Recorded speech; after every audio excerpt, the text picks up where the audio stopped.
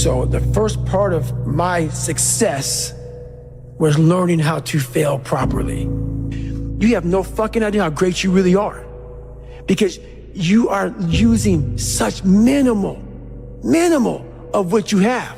It became a way of living. So how I do every day is how I do every day. It's a discipline, it's a regimen, it was a choice I made. And the choice I made was, what are you willing to sacrifice, and what are you willing to give up to find every bit of who you are as a human being? And I was willing to give up everything to do that. But when you put that practice in, every day you lace them up, and I don't mean run, it's just a metaphor for life. When you lace them motherfuckers up every day, pretty soon you win. Pretty soon you'll fucking win. If you have the courage and the heart and the dedication and the mindset about everybody can go fuck themselves, the heck is gonna fucking suck. And that's what I realized. That's what I realized. Life, that's why I wanted to come on here today. I didn't want to come on here and talk about no fucking passion and purpose and how to get the fuck out of bed and how to hit a fucking alarm clock and all this catchphrase bullshit. Because that wasn't how I lived. That wasn't how I lived. I woke up like every human being does and goes, fuck, man, I'm a fucking piece of shit today. How the hell is this going to work out for me? And you fight that. You don't override it. There's no override button. It's the conversation in your fucking, in your head. So how do you do that? We don't have enough of these conversations about the real conversation that every human being is having. And they have no idea how to get out of it, but they do. It's that shit right there, man. You gotta build your will. Most people are missing something because they don't know who they are. They never examine themselves. They've never done this experiment on themselves. The lab rat, we're all lab rats, but you're also the scientist. You create your own self. Most people are missing something because there's so much trapped in there. I don't even want to say potential. I think that's word used out too much too. There's so much in you that God or wherever the hell you believe in, or if you're an atheist, in you that you have not unlocked.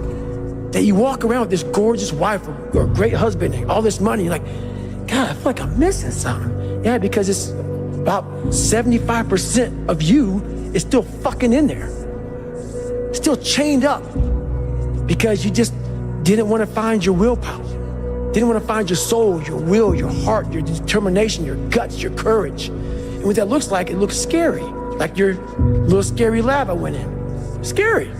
To wake up every day and say, I'm stupid, but I want to figure out a way to be smarter. Versus saying, man, I just can't do that. So you limit this box. So your box becomes so small of things you can do. My box wasn't even a box. It was a fucking little pinhole. And then through examining myself, getting some willpower, some courage, it became bigger than this table. But that's what we all do. That's why I wanted to come here today and talk to you about real shit. Why most people don't want to do that, build that willpower, is because it is scary. It unlocks a whole bunch of things about who you are and who you're not. And a lot of people don't want to go down that journey to discover who they are and who they're not. Because it's not a pretty journey. I mean, I've gone down it. It's not like I went down it once.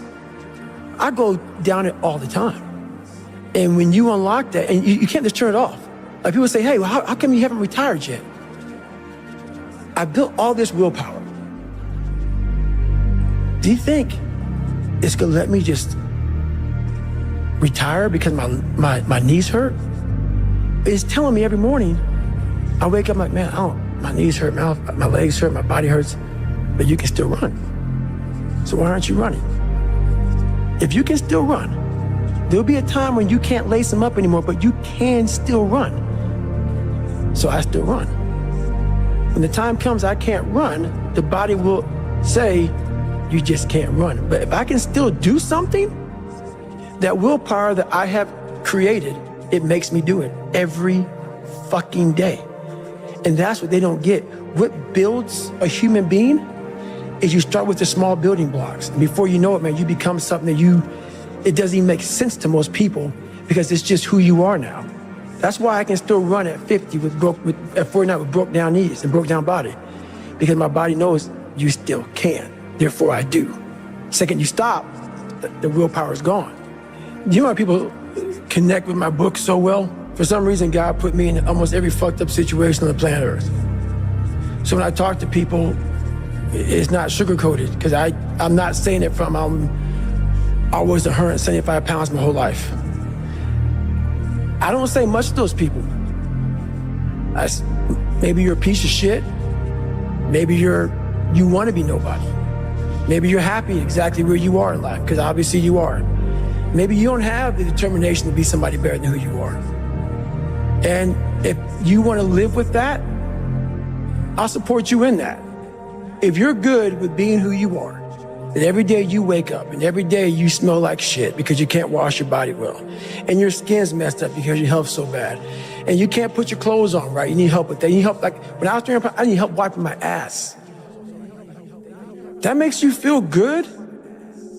Nothing I can say to you. If every day you wake up with this, see, people are haunted, but they obviously like horror films because they keep watching the same fucking movie. I don't like horror films. A lot of people like horror films. So I don't say much to them. I say exactly what I said to you, right there. Because I was once you. I didn't like horror films, so I changed it. Some people are just, they become, like you said, it gets real small when you're lazy and you're fat.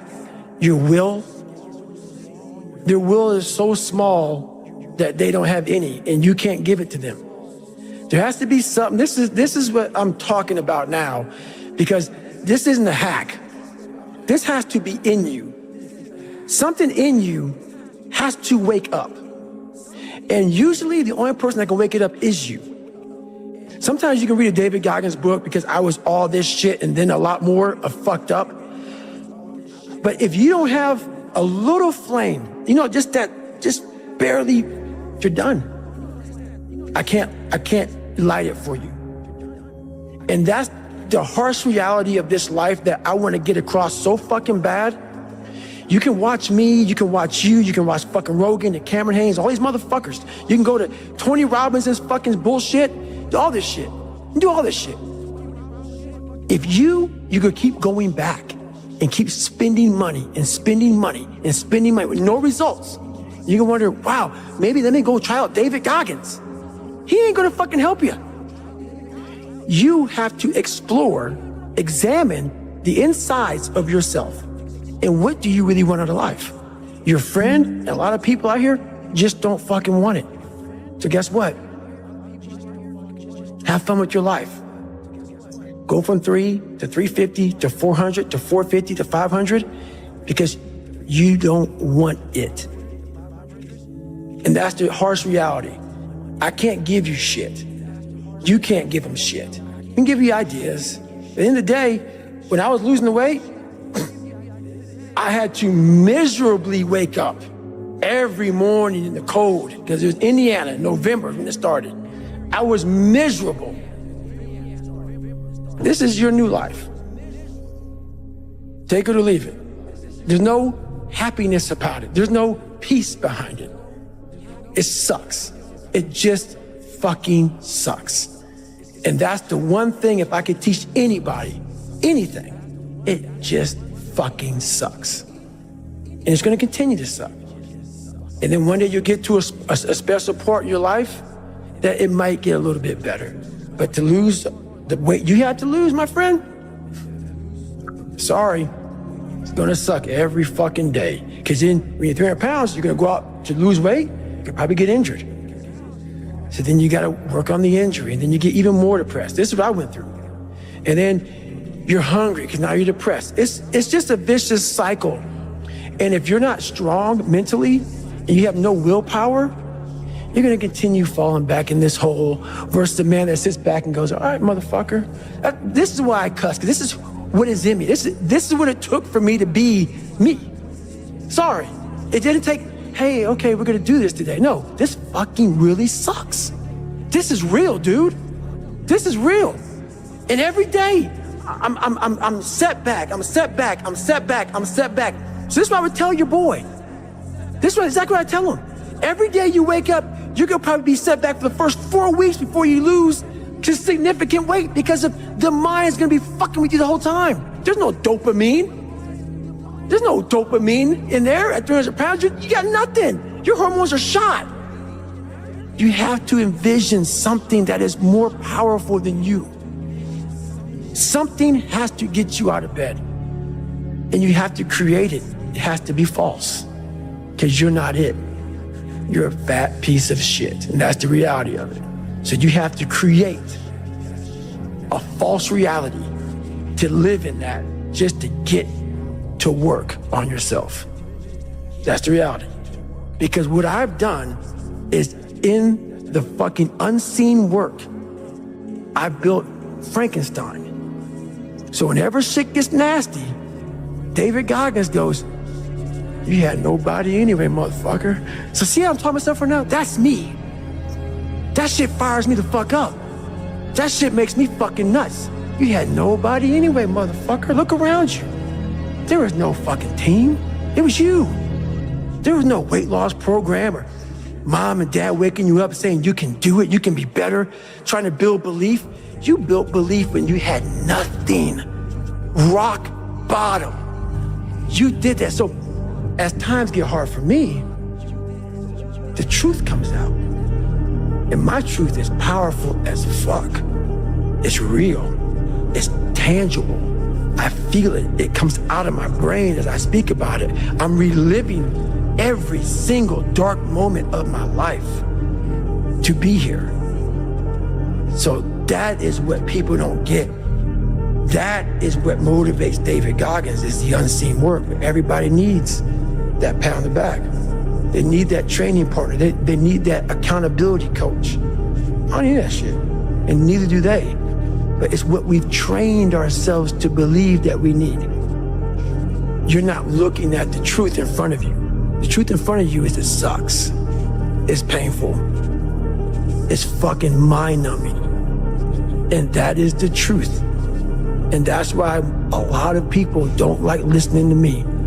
Because this is what it takes. Creating another voice and sometimes going at it alone. All the time going at it alone because no one's gonna believe in you. That's that. I had to stop giving a fuck about people. That was the biggest thing. I had to stop caring what people thought about me. I realized that everybody's fucked up. That's the one thing I realized. I walked around and I put these people on a fucking pedestal. Everybody was better than me. So I can't tell you anything about me because you're gonna judge me and I'm gonna feel even worse than what I am. What I realized, once I calmed my mind down and sat back and looked at how jacked up this world is, once you realize that you are not alone, everybody that's talking to you about how jacked up you are, only thing they've done better than you is they've hidden their fucked up world better than you have. That's all they've done. So once I realized that, if you want to sit back, like for instance, there's all these things that are on TV and we have all these news people judging people who fuck up in life. And yeah, they made big mistakes. But that person who is judging you on TV, I guarantee you that news person, they say, I'm glad that my shit didn't come out, but I'm gonna judge the hell out of you. I know that about people. So if you want to sit back and judge how jacked up I was and how messed up my life was, Merry Christmas, go for it. Have a good time. But I'm smiling at you right now, knowing you have a secret that you're not willing to share. It gives you a lot of power when you're able to go on a podcast this big and say, hey, tell me, I'll tell you anything you want to know, 'cause I no longer care. And that is a lot of power in that, to be able to put your life on a billboard for the whole world to see and say, judge it, man. Judge it. Like just me talking about it makes me feel good. And that's another thing about it. When you are willing to talk about how jacked up you are, the strength, that big rock that you carry, it just starts to come off you. It just starts to come off. That's why I do it so often. I'm like, hey man, I'll tell you anything you want to know. I'm tired of being afraid. I'm tired of not telling you shit. I'm tired of lying about how good I'm not. We tend to do the things that are easy. And that is, it builds no mental toughness. It builds no mental hardening. It builds nothing. When you work out, working out is where you can build that the fastest. Because it's a constant, it gives you instant feedback. Yeah, you may not lose the weight you want to real fast, but the discipline it takes, it transfers over to all aspects of your life. It's not people, man, why are you always working out? Stop looking at it that way. This is the foundation of life. When you look in the mirror, every morning we all look in the mirror to get ready to go to work, to go anywhere. The first thing you see is your reflection. If you don't like what you see in the morning, you lost the war already. It's not about even liking what you see. It's about looking in the mirror and you may start, man, I feel different. That reflection is not everything. It's a feeling you're supposed to get. So you have to, in life, once you leave your house, the war begins. In your house, you have some control. And that reflection in that mirror, you have to control that reflection in the mirror. That's how you start your day. If you leave your house feeling like, okay, I can fight. I've established the mentality to fight. And all that comes from working out. It's not just from, you can't find that in the office. There's a lot of them out there. But most of them are that way for one big reason. They can't see themselves doing it. They can't see themselves doing it. It's one big reason. The other reason is, a lot of it is jealousy. When you set these humongous fucking goals and they see that you're getting at it, let's say, for instance, we have a family. Let's say we're all a big family here. All three of us, all four of us are a big family. And every fucking morning I'm getting up training for a 200-mile run. And you see me get up at 4 o'clock in the morning and all you fuckers are sleeping. And by the time I get done running my 30, I come home just getting up. How are you gonna feel about yourself? A lot of times when you're an overachiever and you have people, that's what I talk about the mediocrity thing. A lot of our family members, a lot of our friends, they're mediocre. There's always those couple of guys who are uncommon, who wanna be better. But you make that mediocre motherfucker feel like shit. Whether it's your mom, your dad, whoever. You make him feel horrible. I've been there. I'm speaking from experience. When you get somebody around you, man, who's trying to be better and you don't have the drive that they have, it's a constant reminder of how fucked up you are. You have to know that that's what it is. Anybody in your course not saying, man, get after it, brother, I'm so proud of you, they have a problem with themselves. Because all you're trying to do is achieve more. If that's a problem for somebody, you have to look at them and say, man, you really have a fucking problem with yourself, huh? It's much deeper than what you think. Right. It lies deep in your soul. How I was able to fix myself was I saw how ugly I was towards other people who were great. I was able to look back and say, man, you don't hate that motherfucker for any reason because he's great. And you're lazy. You're lazy. He makes you feel like shit every single day. That's where it comes from. You have to know where shit comes from to be able to solve it. I honestly want to be considered one of the hardest men to walk the planet Earth in the history of the world. And what I mean by hard, I'm not talking about the guy who does the most pull-ups, the most sit-ups, runs the most. Just a person who's able to overcome any adversity in front of him, to figure out a way. Hardness isn't about all this physical shit, man. Yeah, it helped me get to where I'm at. But all I was doing in the whole process, the process wasn't to be ripped, it wasn't to walk around with my shirt off. That wasn't it. I knew through the physical challenges, through the physical suffering, my mind was getting stronger. I was literally doing that for a reason. I had a weak mind. All the rest just happened to come with it. I was trying to strengthen the mind to handle all the judgment that's passed on me, perceived and not. Sometimes you make it up in your own head. I just want to be able to handle all of that, everything, physical, mental. I want to be perceived as that, like an old school barbarian, an old school guy that's like, God, dog, man, nothing can hurt the guy, which is why the book is titled, Can't Hurt Me. I want people to have that mantra in their life. Take that with you. Take it everywhere you go in life. And if you believe that and you work towards that, callous in your mind, strengthen yourself, can't hurt me is strong. In any situation, like when I was in Buzz, they beat the shit out of you.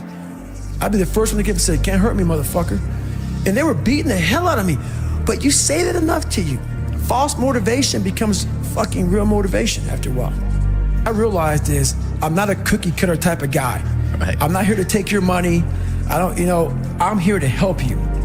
If you're coming in to work with a guy like me, who knows that you have to have thick skin to get better, you have to call yourself out. If you're fat and you're fucked up, I want to hear that. I don't want to hear you tap dancing around shit. So I don't take on many clients because when you work with me, we're gonna get to the root of the fucking problem. And a lot of people don't wanna go there. They don't wanna talk about their childhood. They don't wanna talk about their past. They wanna get to the root of the problem, and then they go, why am I not getting better? Because there's a lot of shit in there you haven't dealt with, brother.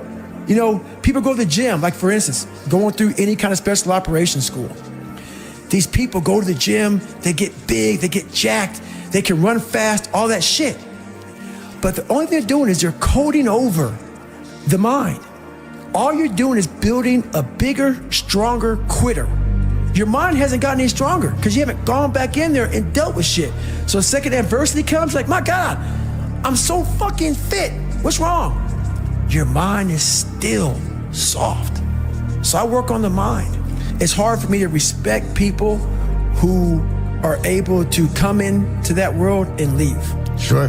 This is a fucking lifestyle, man. Like, and people wonder, why am I not achieving more? It's because all of us, once we achieve something, we celebrate for a long years fucking time. And we wonder, why don't I have drive anymore? Where's it all at? If you don't develop a routine of suffering, and suffering is not like go out and kill yourself every day. It's being uncomfortable. Yeah. That keeps you hungry every day. If you live in your victories for so long and say, I'm gonna go challenge myself for 30 days or for 2 weeks or run this one marathon. And it ends, I did one marathon. Okay, that's why it leaves you. It leaves you because you haven't set up the next obstacle. Obstacles is how you grow. You must continue to have friction. Friction is where growth is at. With no friction, there's no growth. Make up your own mission statement. What do you want to be in life? And once you do that, now you can work with somebody to get better. You can work with yourself to get better. But until you know what you want to stand for, you will always just be sitting down. You'll never stand for anything. But guess what happens? That alarm clock goes off at 4 a.m. to train. I don't want to be a SEAL today. I don't want to be whatever today. I'll start tomorrow. And that's the usual pattern of people's lives. That's why I talk about clearing out the mind. Until you really want to do something, you always get be a talker. You always get run your fucking mouth. So if you wake up in the morning and you don't want to do something, you don't care enough about yourself. And that's what you need to really research is, man, why am I not doing this for myself? Because that is the number one purpose in life, is to better oneself. All those things of comfort are there in that 1 second. And this is where people lose. So what I do in that 1 second, because we all think about quitting when shit's hard. But what you have to do in that 1 second is hard to process information during pain. Because that pain takes over and you can't think rationally. You're thinking about fight or flight, save yourself. That's not a rational thought. It's not a thought that's gonna get you through hard times. Most people fail that 1 second. So what happens, what I do in that 1 second, and there's a bigger process to all this, but in that 1 second, I physically stayed in that water. Because if I get out of the water, I quit.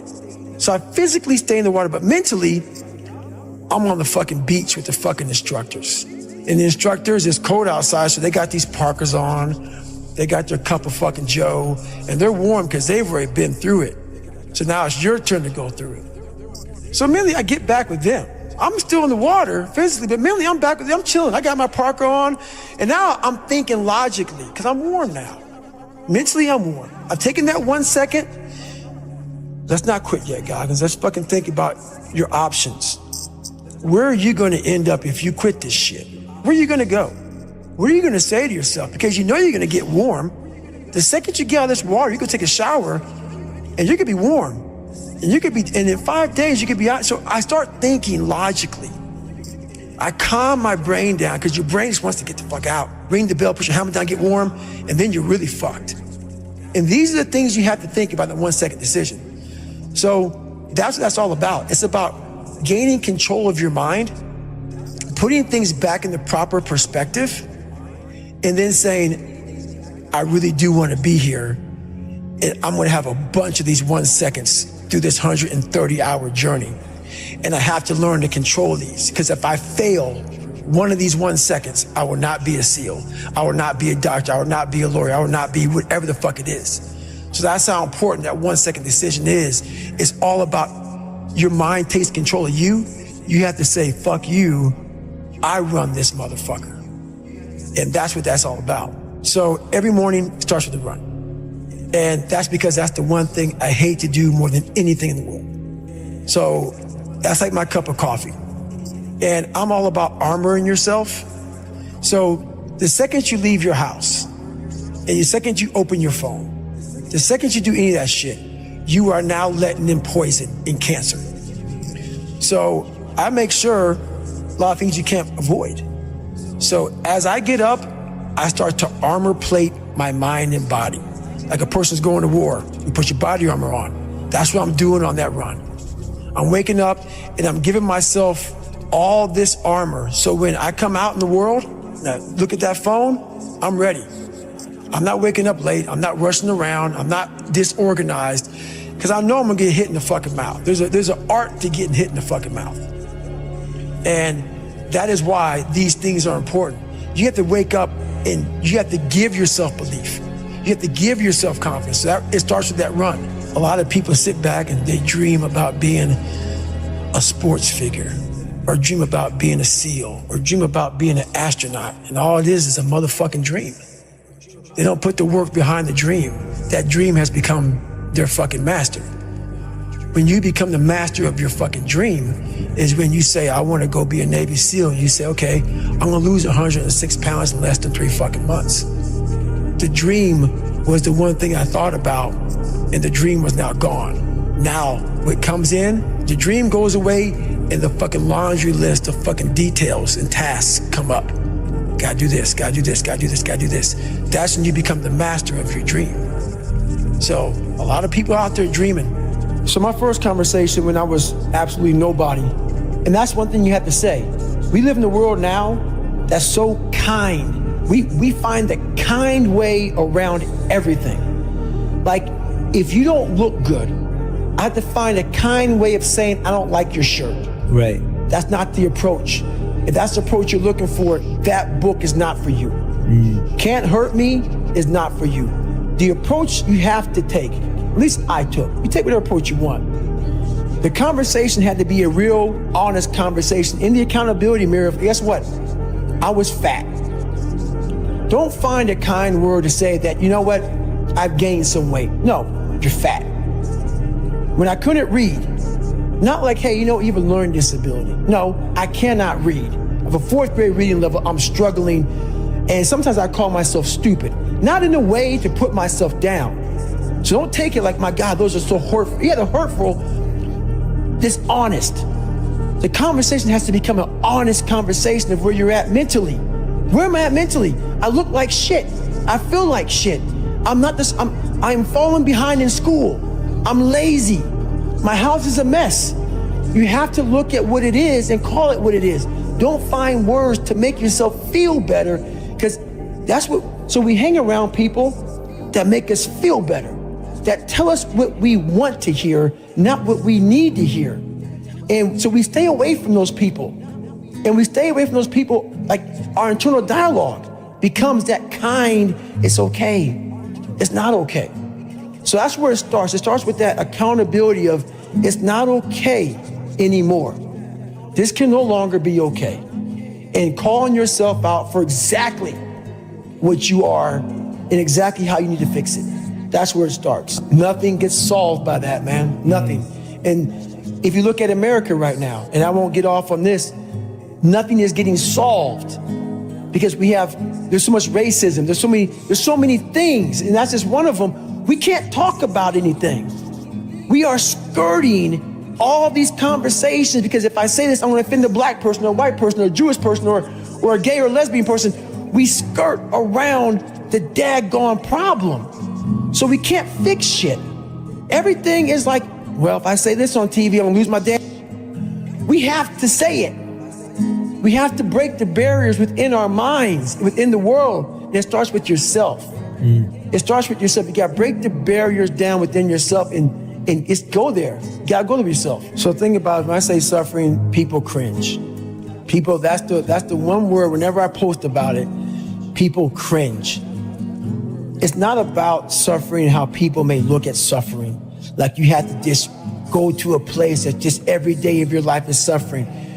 You have to tap into suffering every day of your life because we have so much scarring that we have to clean up. You have to look at suffering as almost like I look at failure. To succeed, you must fail. In failure and in suffering, all the answers are in there. All the answers to all the test questions. The test is your life. All the answers are in there. You don't have to live in suffering and pain and failure all the time. You have to learn, I need to visit it. Like people hate working out. You're only gonna visit working out maybe an hour a day.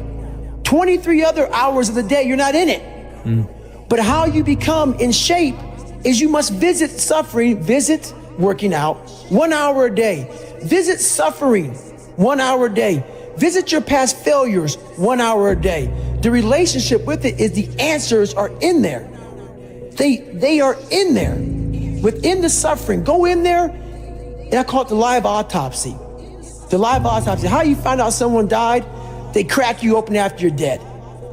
How you can live is do it while you're alive. Go back in your brain, crack it open while you're alive. Don't wait until you're fucking dead to figure out why you died. Do it while you are living. Go in there, go into the suffering, go into the pain of your life and say, why did this suck for me so bad? Why am I afraid of all this stuff? Why have I shut down the whole world? I guarantee I'll tell you why you shut down the whole world. It's in these nooks of the suffering within your brain, in the scarring, are all the answers to why you are on the couch feeling sorry for yourself. They lie within the scars. Visit them for at least an hour a day, study them, and then you'll find out more about yourself. You will then grow. So don't look at it as every day I suffer. Go into it an hour a day. Learn from yourself, learn from life, learn from your failures, learn from your insecurities, learn from your self-doubt. Don't just say, I'm afraid to jump off an airplane. What makes you afraid of it? Study it. That's why I studied my mind. Why I became so powerful in the mind is because I realized I was weak. So instead of running away from the mind, I dove into it and said, what is making me weak? Oh, this makes sense. I came from hell. I came from a place that beat me down to nothing, which is why I'm afraid. All this makes sense. So systematically, one by one, I went back and met every single person in my mind, every situation. There's a lot of cookie cutter shit out here in this world. Oh, discipline, wake up early, take a cold shower, fuck this, fuck that, whatever. It's all fucking bullshit. It's not. But what they don't teach you within the cookie cutter is like our minds are like a fucking garage. And the garage, if you open a garage and it's all cluttered up, it's all fucked up, you can't put your car in there. You got fucking boats and you got fucking kids' toys and shit everywhere. But if you organize that fucking garage and you put everything in its rightful spot, you can pull that car in there. You can put two cars in there. You can put bikes in there. And that's like with the mind. People talk about discipline and fucking determination and fucking, repetitions and all this shit. Consistency. Why people fall off the wagon so often is because their mind is full of shit. There's no room in that mind for discipline. There's no room for consistency. They may do it once or twice, but then the mind takes over and that cluttered fucking garage comes in, and then it's like a circuit breaker, man. A circuit breaker just overloads and it fucking sparks. And our minds, that's our mind, man. It's like a fucking circuit breaker that has so much shit in it, you keep on loading it, you can't put any more into it. So I talk about it in there, man, so much about clearing space in your fucking mind so then you have room for all those discipline. Waking up early, taking those, because they do mean something. But we don't get to that fucking dark matter that is keeping you from clearing out that mental garage. You're looking at fucking, I gotta take care of the kids' schedule's all fucked up, my husband, my wife, I'm going by McDonald's to get this, and I'm rushing my schedule. Everything's just fucked. I wish I was doing this, but I'm doing that. That's it. And that and this. I want a raise, but I can't get one. That's it. My boss is an asshole. Where's greatness in that, man? You can't fit discipline into that. You can't fit structure. You can't fit consistency. You can't fit the grind. And then when you try, it just gets fucking overrun by the fucking clutter in your fucked up mental garage. People have talent. People have a lot of talent. And this is going beyond your talent.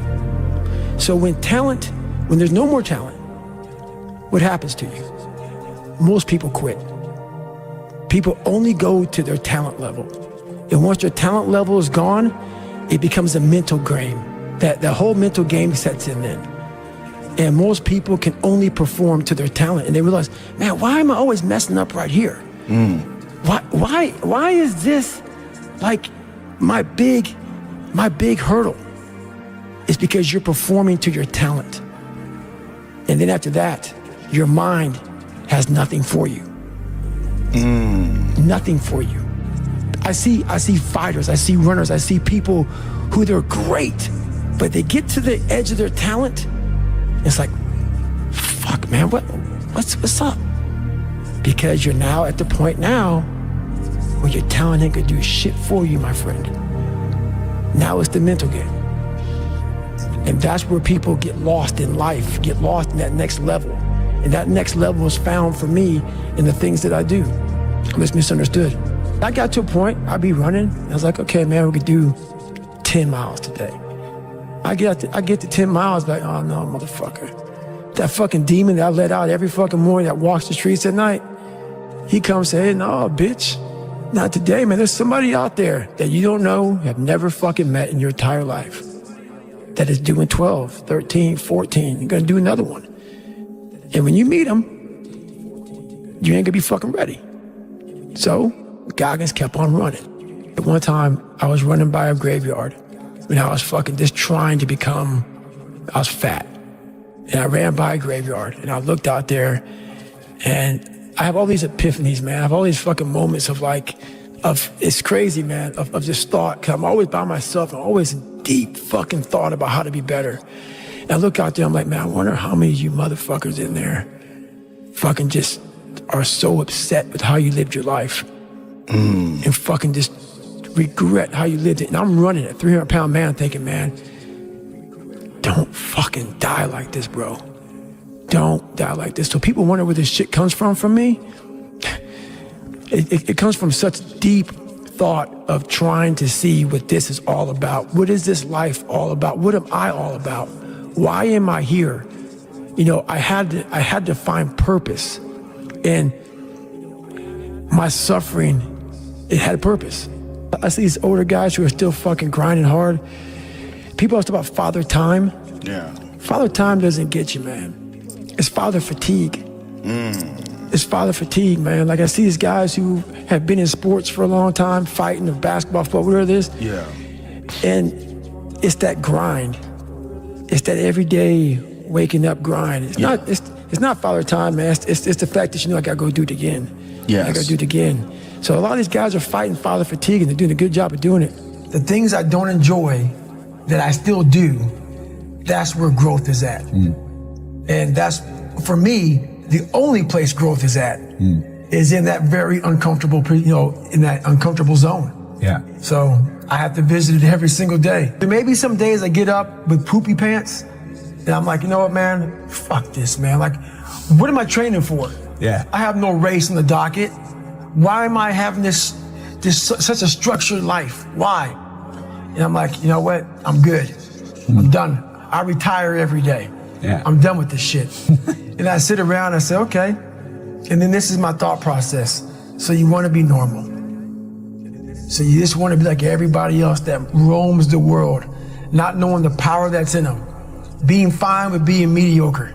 You want to go back to who you were, huh, David? I'm like, fuck that, man. And you have that conversation with yourself every day? Not every day, it's those bad days. Yeah. It's those bad days. I see a whole bunch of people walking around out here who have no idea how talented they truly are. Now I'm talking about talent, like some God-given ability. Talent that sometimes you have to hone, you have to work on, and you have to harness yourself. You have to go to a different focus. The focus has to be so heightened that very few people, they even understand that, but they have it in them. They have it in them to go there, but you have to go to a place of fear, of suffering, of pain, of doubt. And that's when your mind, if it knows it's not gonna quit, it opens up. And once it opens up, that's my 40% rule. Once you can open your mind up when it knows it's not gonna quit, it finds more. It finds more focus, it finds more power, it finds more drive. And that's what gets you through the 31 miles. That's what gets him so hyper-focused on that one little nodule to put his finger on. And that's what you find in those moments. But without those moments, you don't know what you're capable of. Because you're living a very structured life without risk. I'm gonna explain this to you. I had big dreams. A lot of us have big dreams, big goals. And when you have goals that are maybe outside your reach, you have to know that getting to that goal, you're gonna have a lot of bad days, a lot of setbacks. So like when I was losing 106 pounds in 3 months, the first 2 months or first 2 weeks, it's like I was gaining weight. You know, I would lose a pound, gain 2. So I was just failing. I kept failing and kept failing and kept failing. So I had to teach myself how to fail right. And what that means is when I fail, I can't spend much time in that fail zone. I have to be able to get up and get after the next day just as fast. Because my goals were to be a Navy SEAL. I don't have time to stay here and feel bad for myself for weeks and months and years, because I'll lose that time. So the big thing is know that if you have big goals and big dreams, along the way, failure is going to happen. So how fast do you get up from that? And you got to teach yourself that. But the biggest key to success in anything you do is you got to have an unlimited supply of fucking fuck you. This drive and passion, and it may come from nothing. Like for me, there was no passion, no drive, no nothing. But I had this fire that I'm gonna be somebody. And it has to be there because on all those bad days and all those days you don't wanna do shit, you have to be your own motivator, your own coach, your own trainer, your own everything. So to do that, you have to come into work, and work is whatever your work may be, ready to go. And what that means is you may have failed miserably yesterday, but you come to work like, people like, man, you just lost everything. How the hell are you just fucking damn motivated? Because this is what it takes. This is what the fuck it takes. And you gotta get it from wherever you can. Whether you make up this illusion of your life or this false reality that gets you motivated, whatever gets you motivated, it's gotta be here at the tip of your brain at all times. Because in those dark moments, you gotta pull it out. So that's the big thing for me, man. I was always fired up at all times. There's people in these different, programs that do it for 30 days. Right. And there's a lot of programs that are 30 days. And 30-day programs are good, but it's kind of a hack. Because while they say it takes 3 weeks to develop a habit or it's always this hacky shit. I'm gonna tell you right now, 30 days ain't gonna do shit for you. The permanent, you wanna make it permanent. Permanent, you start talking about a year, 18 months, 2 years, that's a sacrifice. And when you commit yourself to something for a year, you're not gonna say, oh, I'm gonna let that go. Because in your mind, you have it clear as day. That year took a lot out of me. That year built me. That year started to scrape away all that scar tissue, started to clean me up. 30 days doesn't clean shit up. 30 days just kind of covers up, put a blanket over it. It's like putting a rug over it. A year, it cleans you up nicely, man. Whatever your problem is, if you can dedicate yourself for a year to something, you can be a changed person. What it was, my first question was, okay, what are you willing to give up? What are you willing to sacrifice? What are you willing to forgo? Because a lot of people, like this guy came in one time, I was a trainer, and he goes, man, I can stop doing anything but my frappuccinos. I go, fucking leave. Because I'm looking for that person like me. People, it's hard for people to understand how I lost 106 pounds in less than 3 months. I sat down at the table and I said to myself, what are you willing to give up? Everything. And when people come to me with that kind of mindset, I can work with you. When you are willing to strip yourself down to nothing and give everything, that's who I want to work with. Because now I can mold you into exactly who you want to be. When you put these restrictions up, and that's why my first question is, how bad do you want this? If it's as bad as you want to live or breathe or sleep, whatever the hell it may be, I can work with you. But a lot of people, most people don't want it that badly, which is why they always ask the question, man, how did you get to where you are? You know how to do it. You know exactly how to be you or how to be me.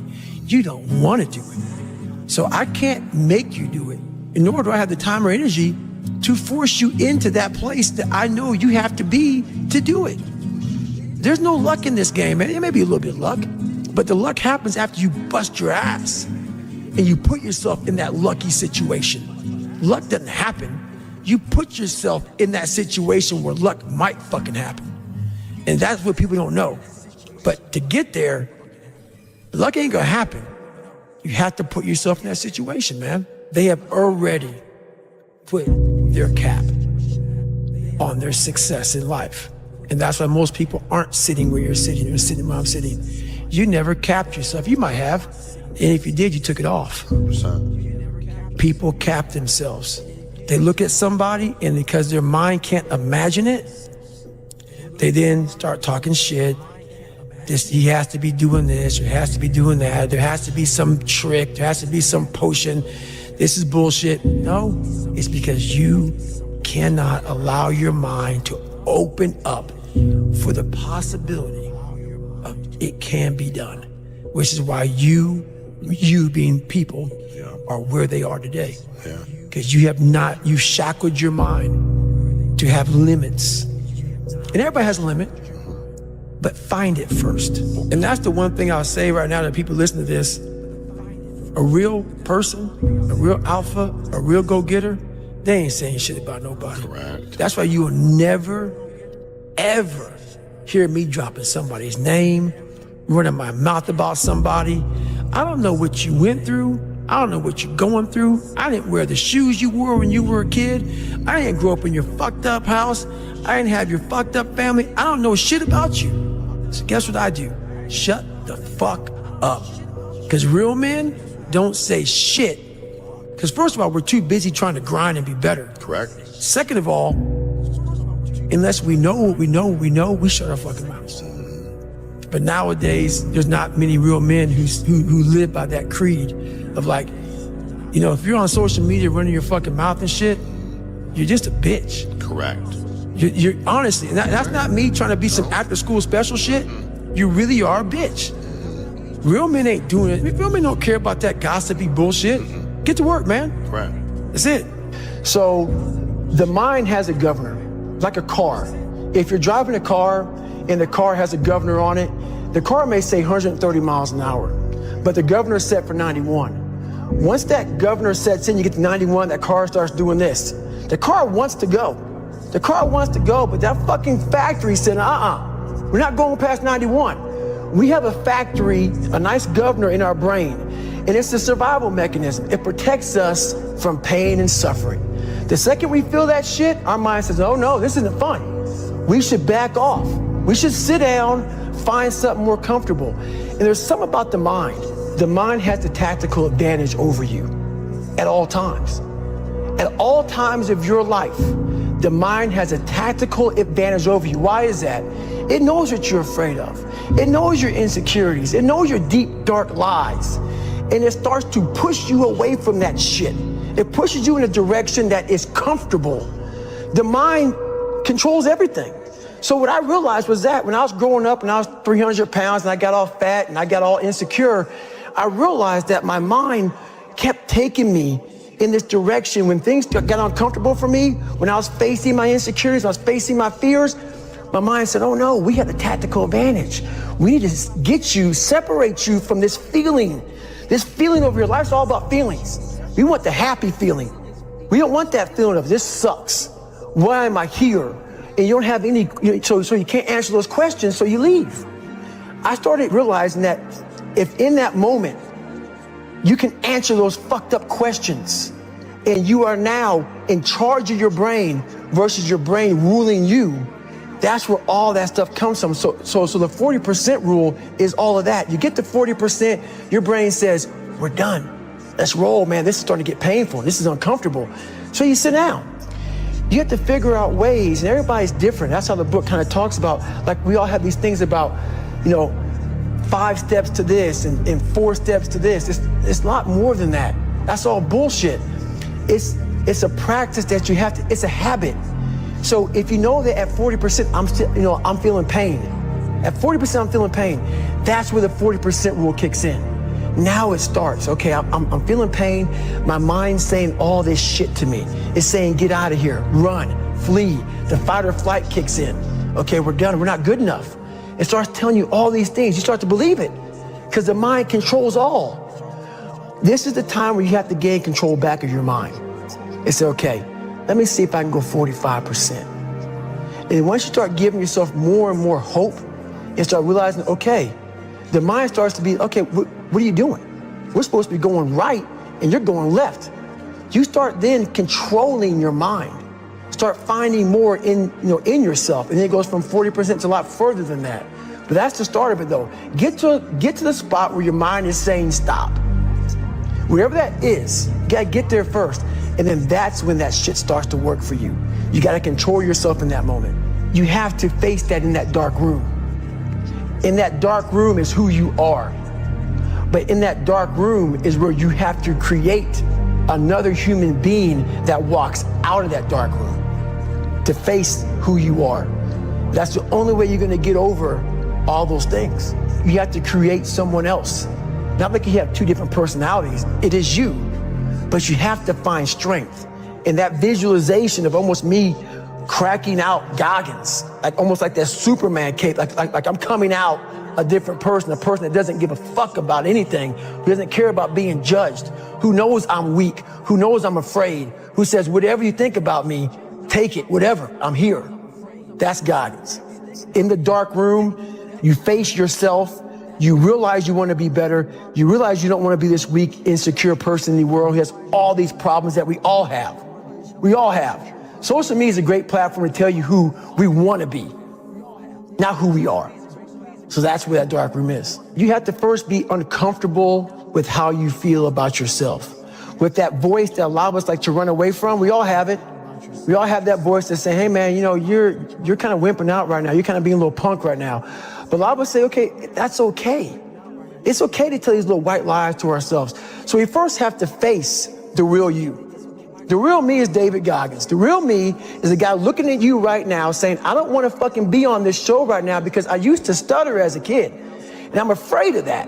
I'm afraid that here in a second, I'm going to start fucking stammering and stuttering and the whole world's going to know that I have all these issues.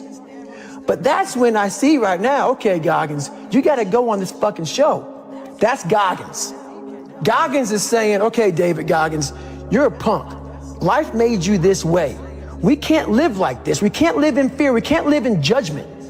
We can't be afraid of what the fuck people right now are looking at me saying about me. We cannot be afraid of that. That's Goggins. Goggins saying, fuck all of you who don't like me, who don't want to, and that person then comes in.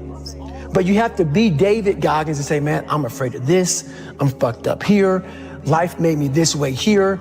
I stutter. I have these issues with reading and writing, and I'm fat and I'm insecure. You have to face that in that dark room. In that dark room is who you are. I didn't teach myself victory first. I taught myself how to fail. When you're 300 pounds and you can't read and write and you're fucked up, you know how many times you're gonna fucking fail on that process? So if you don't know how to fail, there is no victory. Most of this generation quits the second they get talked to. You did this wrong, or they get yelled at. It's so easy to be great nowadays because everybody else most people are weak. This is a softened generation. So if you have any mental toughness, any ability, if you have any fraction of self-discipline, the ability to not want to do it but still do it. People have a hard thing to understand. I hate to run. And what makes me so crazy, it doesn't anymore, is People go, well, why do you run if you hate it? What are you talking about? If you can get through to doing things that you hate to do, on the other side is greatness. That's what people understand. By me running, I am callous in my mind. I'm not training for a race. I'm training for life. I'm training my mind and my body, my spirit, so it's all one, so I can handle what life is gonna throw at me. Because the life I've lived, it throws a whole bunch at you. And if you're not physically and mentally prepared for that, you're just gonna crumble, and you're good for nobody. Tighten up, people. It's okay. What are you going to do now? They don't own your life. All these insecure people putting their insecurities on you, you gotta flush it out. You gotta just be whoever the hell God or whatever the hell you believe in. If you believe in nothing but yourself, I don't care what it is. You gotta take everything and throw it away. You have to believe in one thing, and that is yourself.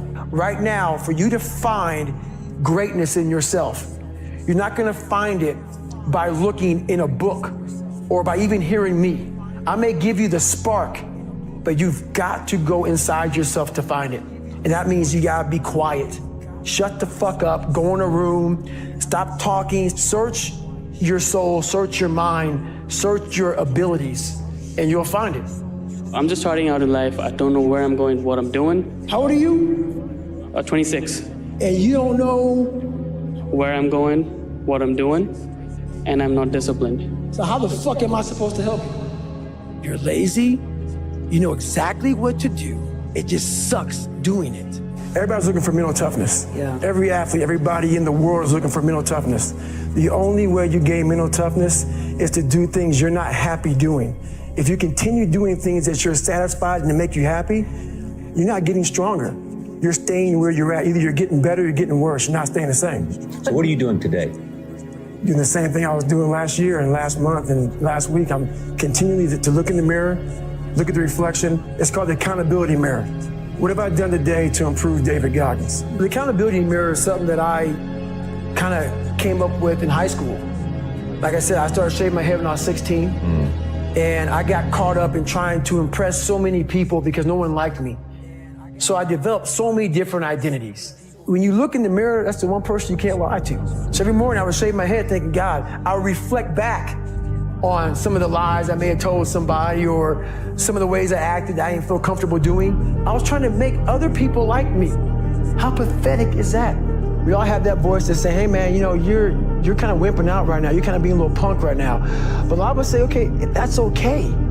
It's okay to tell these little white lies to ourselves. So we first have to face the real you. The real me is David Goggins. The real me is the guy looking at you right now saying, I don't want to fucking be on this show right now because I used to stutter as a kid and I'm afraid of that. But that's when I see right now, okay, Goggins, you got to go on this fucking show. That's Goggins. Goggins is saying, okay, David Goggins, you're a punk. Life made you this way. We can't live like this. We can't live in fear. We can't live in judgment. We can't be afraid of what the fuck people right now are looking at me saying about me. You have to face that in that dark room. That's the only way you're gonna get over all those things. You have to create someone else. Human beings wanna show you the best side, and they wanna hide the worst side. For me, I'm gonna teach you how to be vulnerable, because that's the only way you fix yourself. Let's say it's a man up there, or a woman, whatever, and they have a chart. And when you're born, they say David Goggins. They write the chart down because they can see everything. They know exactly where you're fucking supposed to be. You die, you go to so-called heaven. You arrive at heaven, I'm 300 pounds. I go up there and God looks at me and he shows me my chart. And my chart on there says you were supposed to be a Navy SEAL. You're supposed to weigh 185 pounds. I was supposed to live that life. And then you find out that the reason why, because we all think that if we pray on it, if we do this, if we do that, whatever, if we don't work, we just, whatever, it's gonna magically happen for us. I believe that when I'm all said and done with, my whole job is to outwork the chart. Whatever the fucking chart says about me, the all-knowing power up there, I wanna get up there and say, him look at me and say, I know everything. I didn't fucking see this.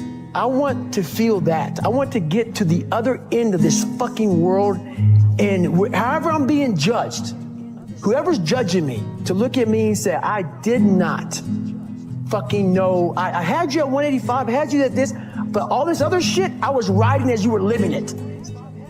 I want to find more. All I can. And in that fucking sack of shit, you have to dive in that to find more. Because if you're not willing to go in there and face yourself, you're not gonna find anything. It's so easy to be great nowadays, my friend, because most people are weak. Most people don't want to go to that extra mile. Most people don't want to find that extra because it sucks. It's miserable. It's lonely. Do things you hate to do. Be uncomfortable every fucking day of your life. Roger that. I'm not the smartest kid in the world. Instead of somebody saying, oh no, you're smart. No, don't say that to yourself. I said to myself, no, I'm a dumb motherfucker. Okay, roger that. How you get smarter? Educate yourself. So the things that we run from the truth. So the only way I became successful was going towards the truth. As painful and as brutal as it is, it changed me. It allowed me to become, in my own right, who I am today. I believe that most human beings are only living at about 40% of their capability. Yo, who's gonna carry the boats and the logs?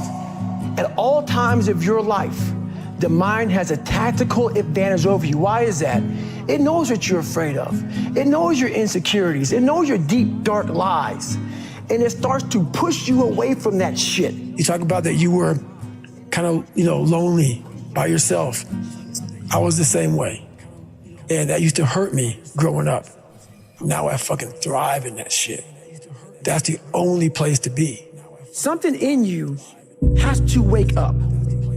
And usually the only person that can wake it up is you. But if you don't have a little flame, just barely, you're done. I can't light it for you.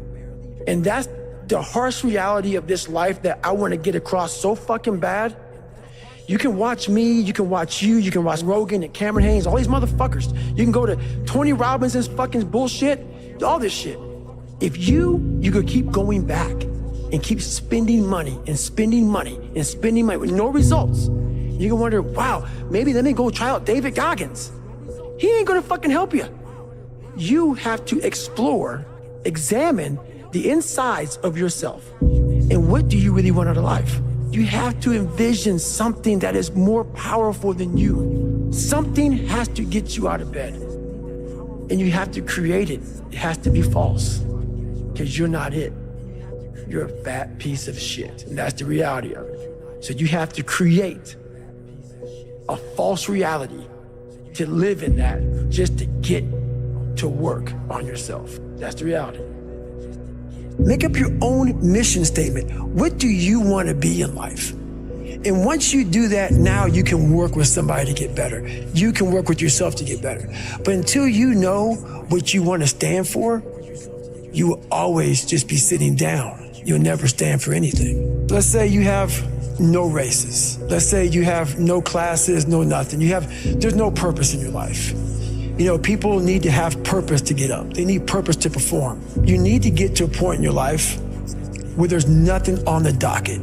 If you're not constantly performing without purpose, you're not going to be ready when the time comes. It's this magical thing, purpose, that we're all looking for.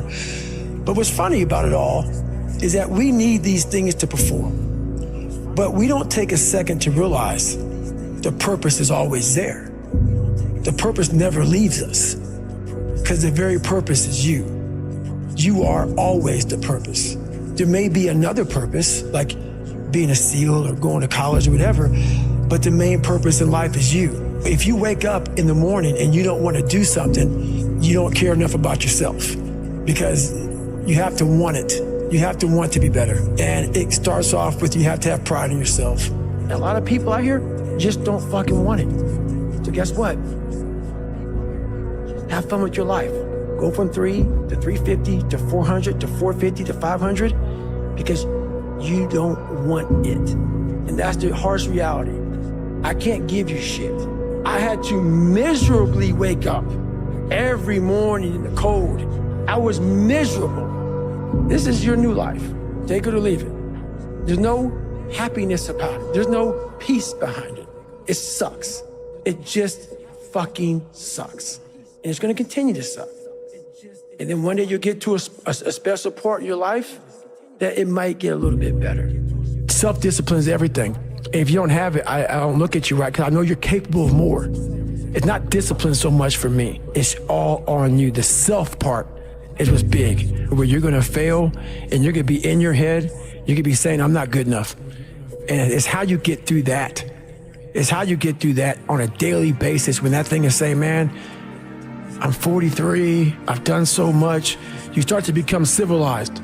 The refrigerator gets full. You start making money, and you start, I'm not getting cold anymore. I'm retired. At 40, people shouldn't be playing basketball or football or being in, you start to believe this shit. And it becomes in your fucking mind, like there's people who are retired, you know, at 40-something years old or 30-something years old. At 43, I'm still putting 100-mile weeks, still doing thousands of pull-ups, thousands of push-ups, because I'm not allowing myself to become civilized. The worst thing that can happen to a man is become civilized. You lose that fucking fight. You lose that, why the fuck am I doing this shit? I'm good. You ain't good, man. You ain't never fucking arrived. And that's just my mentality. You may have more, but you never fucking arrive. You want to be uncommon amongst uncommon people. You know, it comes from, I had a rough childhood coming up, and I just took all that, you know, negative energy and made it very positive for myself to drive me. I'm a very driven person. I have passion that almost scares people, just to be successful and to make it no matter what. People wonder, how do you stay hungry all the time? Because after I accomplish something, I don't sit back like a lot of guys who graduate buds, graduate this, graduate that. They get comfortable. They wonder why I'm getting weak, man. I don't know, I lost my edge. What's going on? Because once you hit the top of the fucking mountain, guess what happened? I'm good. I'm good, so you wonder why you're falling down now. Because once you reach the top of the mountain, you gotta build a fucking another one. That's mediocrity. There's a lot of people in mediocrity who have a nice resume, but they're one-timers, man. They hit a one-time deal, they busted it open, got a lot of money, but they're good. You're mediocre now, man. What are you fucking doing today, tomorrow, the next fucking day? I listen to a motherfucker who's like this, man. What's wrong, man? I'm fucking tired, dude. Why are you tired? Because tomorrow, I gotta do the fucking shit again, man. Whatever the shit is that made me fucking nauseous and sick to my stomach, it made me hurt, there's no ending. And that's the person I listen to. That's the person who's gained knowledge. You gain knowledge through suffering. And on the other end of suffering is a world that very few have ever seen. It's a beautiful world. I will have normal, everyday people picking me apart. Oh, his life is miserable. Who wants to live like that? It's crazy how it's almost like he's sick, he's psychotic. Because human beings need to hear this. They need to stop hearing these hacks on this and that. There's no fucking hack, bro. There's no fucking hack. Yeah, you may this and that and saunas and all this shit yeah, it's great. There is no fucking life hack. To grow that thing, how do you grow it? Do it, and do it, and do it, and do it. That's the hack. Let me teach you the real life, how it really is. The reason why you're a loser, and the reason why you're not fucking making it, and the reason why you're trying to go to I go to all these fucking conventions, speak all the fucking time. I look in the fucking audience, and these people sign up, fucking every year to go to convention, thinking they're gonna learn something fucking different. What brings me joy and happiness is knowing how beautiful the mind is, and I'm one of the few people that didn't read about it, didn't experience it through some drug. I got to experience the beauty of true fucking willpower. True, fuck you, I'm gonna fail, I'm gonna fucking fail, and I will succeed. Just me talking about that gives me a feeling, I know what I did, and I don't need to travel somewhere or to have this or have that. I have it all here in my mind. And that is, when you finally get to that point for me, it's forever lasting peace. I could die right now on this show and I'll be happy, man. Sometimes life can really hijack your fucking mind. When that happens to you, you're all fucked up. Your goals, your ambitions, everything's out the fucking window. In life, we all go through different things. Sometimes your girlfriend or boyfriend breaks up with you. Guess what? Get the fuck over it. Maybe you failed a test in school. You worked your ass off. Guess what? You failed the fucking test. Get over it. Move past it. Learn to not let life hijack your brain. At work, you've been working your ass off for that new promotion. You don't fucking get it, someone else does. Maybe they kiss better ass than you do. Guess what? Get over it. Life will hijack your mind if you let it. Don't allow all these things to make you a lesser person. You must own your mind. Don't let life own yours. Get after it, stay hard. If you pan it down here, you see it's about 3 o'clock in the morning and there's not a car or a person in sight. People want to know where I find my strength at, where I get my strength. I get it from a lot of places, but right now, this morning, I'm getting it from, there's not a motherfucker that's up. There's not a car, there's not a person. Everybody's in their bed, sleep, dreading that it's a Monday, hate it's a Monday. And I'm loving it. I'm loving that. Where everybody's getting weaker, I'm getting stronger. It's not about the running, the swimming, the push-ups, the sit-ups. It's about what those things do for your mentality. You don't get better on the daggone couch. You get better by coming out here and getting the fuck after it every daggone day. Stay hard. Every morning, every day of our lives, we have choices to make.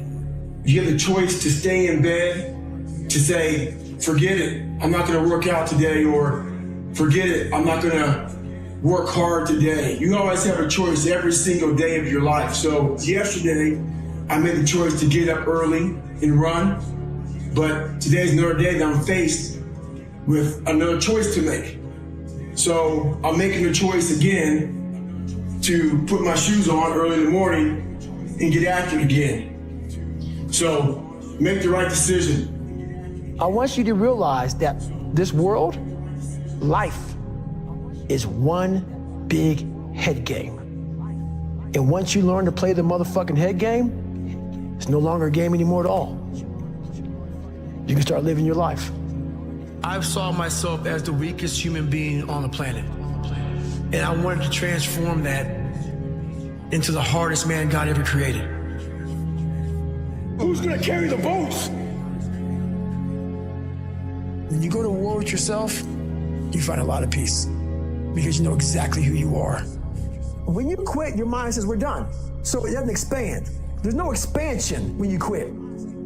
Your mind takes control of you. You have to say, fuck you, I run this motherfucker. You gotta tell your brain where you wanna go and how you wanna go and how you wanna get there. Stay fucking hard. That warrior mentality that I'm so proud of, I wasn't born with it.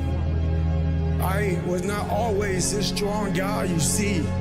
I went through a lot of hard times in my life to get here today. What changed me was I had to be hard on myself. And I have to continue to grind myself into a fine dust. The only way I could find myself was through putting myself through the worst thing possible.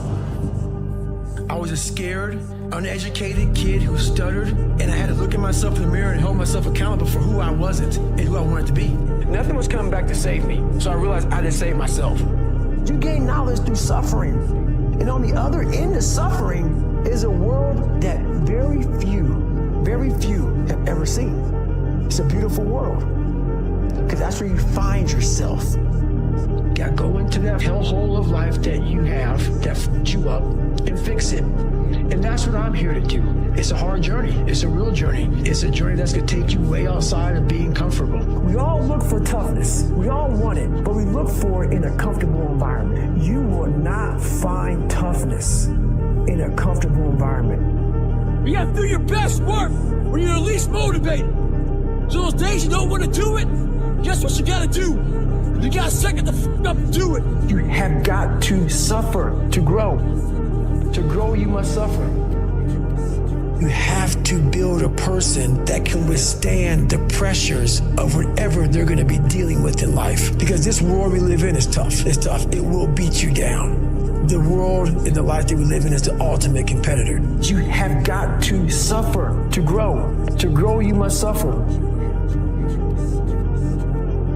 The mind has the tactical advantage over you at all times.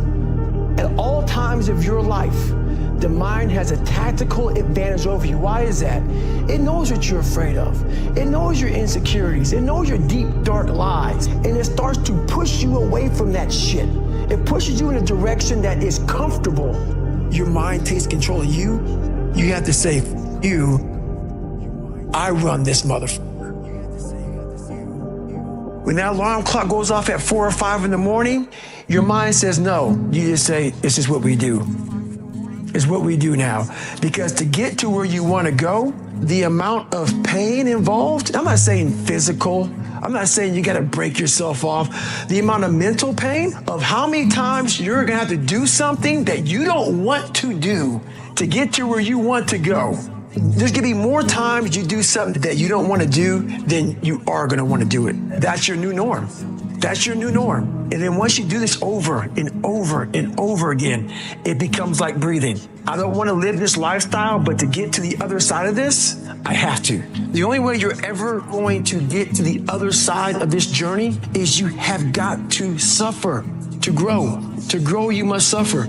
We have the ability to go in such a space if you're willing to suffer, and I mean suffer. Your brain and your body, once connected together, can do anything. I'm trying to build people up. I'm trying to armor their mind. I'm trying to get them to belief. Because this world we live in is tough. It's tough. It will beat you down. The world and the life that we live in is the ultimate competitor. It will try to take you out. It will find your weakness, and it will just hammer you. So if I can help you build belief, build confidence to the point where nothing can hurt you because you know exactly who you are. You have to build a person that can withstand the pressures of whatever they're going to be dealing with in life. You gain knowledge through suffering. And on the other end of suffering is a world that very few have ever seen. It's a beautiful world because that's where you find yourself. Every day you have to do this shit. Because why? When you stop doing it, you don't just maintain it. If you stop shooting a gun, you're not going to be a great shot when you pick a gun up a year from now.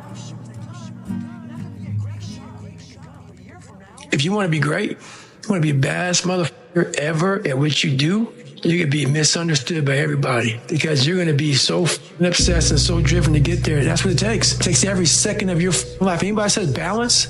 Yeah, balance is important for a lot of people. It is. But if you want to go to that edge where people do not like you, don't understand you, question everything you do, you've arrived. When you are misunderstood to the point where people think you're psycho and you're nuts and you're this and that, why are you in the gym at 1 o'clock in the morning? You will never understand what is wrong with me. And that's why I'm so glad you don't, because I'm in the right spot. When people don't understand you anymore, you're in that spot of obsession and drive where people are like, what the f is wrong with this guy? I don't want to talk to you, man, because you're not going to get it. I can't get this paragraph. I can't remember what the f is in this paragraph to pass this test to get in the military. Read it again. I'm still not getting it. Read it again. But if you're not getting it, write it out. And that's how I started learning. I can't swim. I'm negative buoyant. Go back again. I can't swim. Go back again. Go back again. Go back again. I got it. I realize if I keep going back and going back and going back until the shit just becomes, your mind will say, okay, we're going to figure it out, because he is not going to stop. It's not like, I'm going to try one more time. No, it's just like alarm clock goes off, boop, we're going back. I can't read right, we're going back. I gave myself no way out, and my mind realized that. They said, okay, we're going to adapt and overcome now. A lot of us want to find peace first. So people say, man, you always talk about this suffering and pain and shit. I'm at peace right now because I went through that, right? You don't find peace first.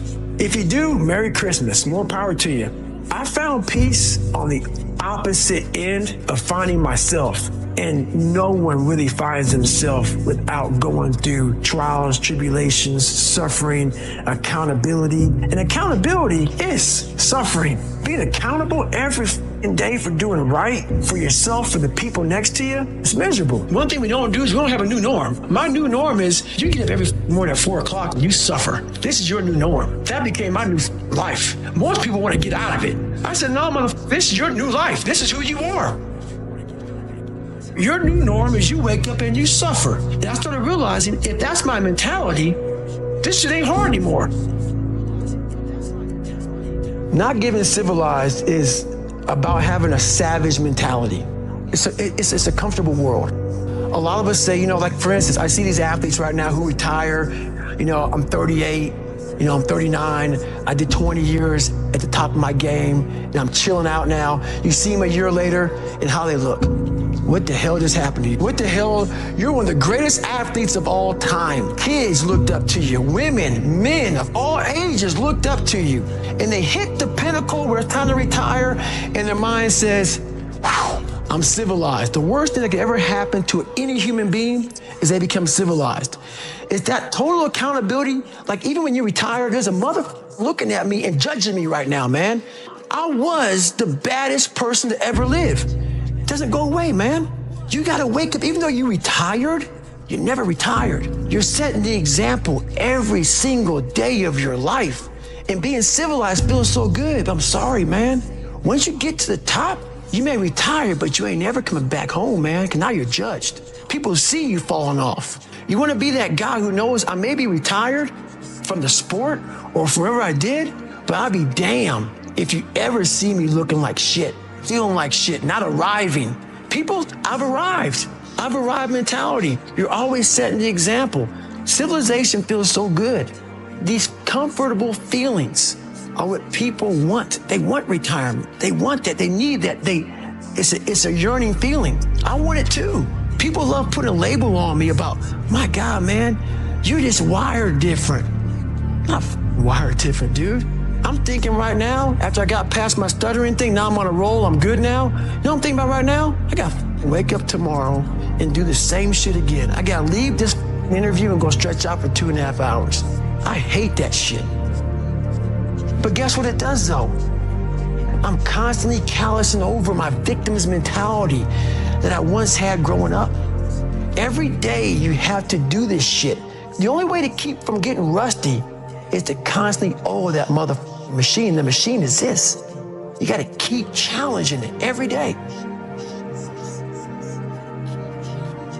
How do I do it? How am I able to do what I do on a daily basis? You know, how do I fight the demons? Because they hear me speak and I'm very raw and real. How do you fight my insecurities, all these things? And they're there every day. They're there every day. I'm in search for a feeling. I'm not in search for a trophy. I'm not in search for love. I'm not in search for more followers on Instagram or social media. When I started this journey years ago, and I realized that I'm going to be somebody, and I'm searching for a feeling of true victory for myself, and only myself. The second I shut out the whole world and realized that one thing, that I am in this world alone. I'm fighting this race by myself. Yeah, I'm all about people, I'm all about team, I'm all about that shit. But I'm really all about right now, and in my life, no one knows the real truth about me, how hard I really go. I don't care if anybody knows. I don't want anybody to know. I'm an introvert. I live an introverted life, and I love that about me. That right there is my fuel, is I know that there's really no one out there grinding like me. And if they are, so be it. If I know about you, I'll make sure that I up my game. That's what the mentality is all about. My whole thing is a mentality thing. I view myself as the weakest person on the planet Earth. I was just an insecure, scared kid. And the only way I could find myself was through putting myself through the worst thing possible. My goal in life was to, in my mind, believe I'm the hardest man alive. And that's why the whole thing is can't hurt me. That's what it's about. It's about whatever you think you are, you have to make that dream a reality. But that's where the hard part is making that dream reality. That's where the hard work comes. That's where people know, how do you keep grinding every day? You have to make those insecurities, those fears. Like when I was 300 pounds, I didn't have any drive. I'm gonna go be a Navy SEAL. What kind of stupid shit is that, 300 pounds?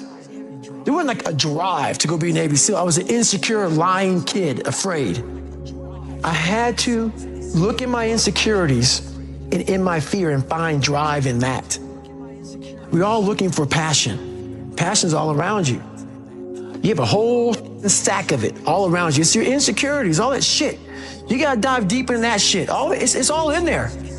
All the energy and fuel you need is right in yourself. It's all there. You got a lot of stuff to do to overcome. And you know, that's where I found it. I found it right there in my own insecurities. I found drive in my own insecurities. And that's the most powerful thing in the world. When you can find drive in your own doubt, fear, insecurities, you get to face a lot of young man.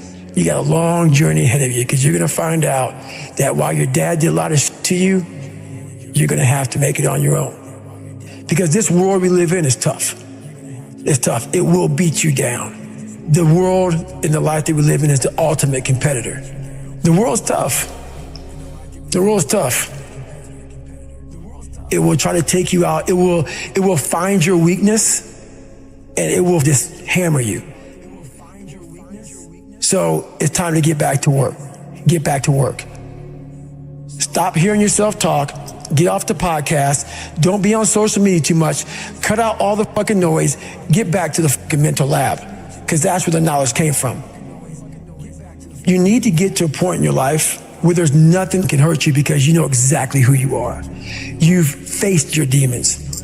You were able to hear all your past traumas. You were able to listen to them. You're able to say, okay, now I can now talk to people about what I went through. I'm no longer embarrassed. I'm no longer ashamed. Being ashamed is one of the biggest things that kill people nowadays in their minds, kill them from moving forward. I'm ashamed of myself. Don't ever be ashamed of anything you've done in your life. Face it, fix it, make it better. Everything I need is in my mental lab. Everything. Because I'm in constant study of myself. And I know what needs to be conquered because I'm constantly going through what I don't like, what I'm not comfortable with. I know, and only I can fix these problems because I have to face these problems. Unchosen suffering is going to happen, right? So the only thing that you can do is have some chosen suffering to prepare for it. It's the only thing you can do. That's the only thing you can practice for the unchosen suffering is have chosen suffering.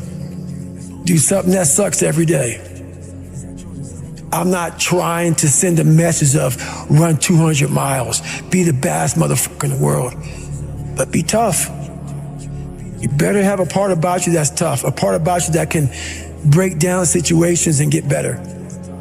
And break down situations very quickly within some trauma in your life, some devastation in your life, because it's gonna come. The devastation, the trauma is gonna come, and you can't allow that to become a Jersey barrier. It can't be a Jersey barrier. It has to be something that you can maneuver through very quickly and move forward. That takes a lot of toughness. To a lot of people, when you die, they figure out why you died. They figure out how you died in the autopsy. But we never do a live autopsy to figure out why we're dying while we are alive. And I was dying. I was living every day, but I was really dead. And so I figured it out.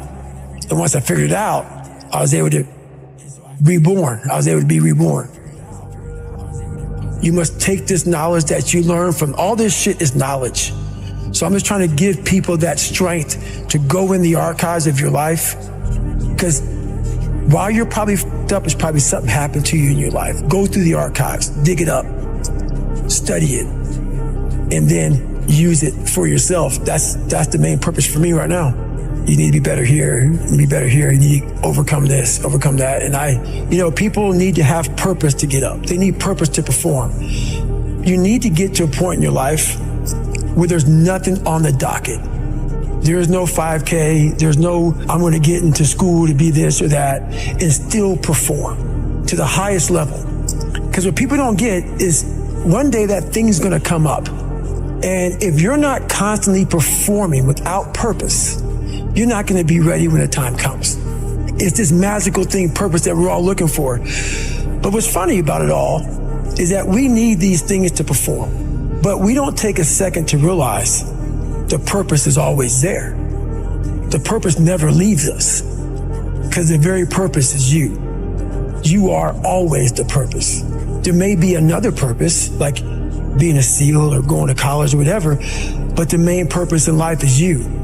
So if you wake up in the morning and you don't want to do something, you don't care enough about yourself. And that's what you need to really research is, why am I not doing this for myself? Because that is the number one purpose in life, is to better oneself. So that's the only purpose I fucking need.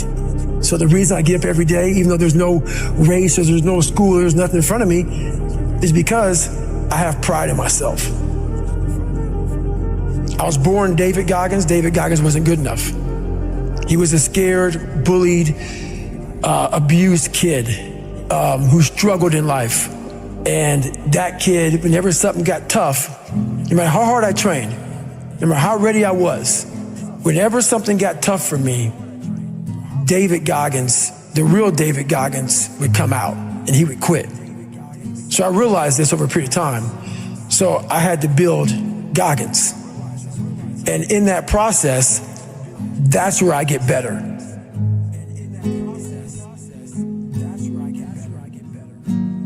I get better when I'm digging holes in the ground, when I'm waking up early knowing I don't have to do these things. That's where I get better. So it's important to stay hungry. It's important to stay hungry, but it's important more to stay humble within that hunger. So while you're hungry, a lot of people are hungry, but humility is everything. What was that story about William Crawford, the janitor? Yeah.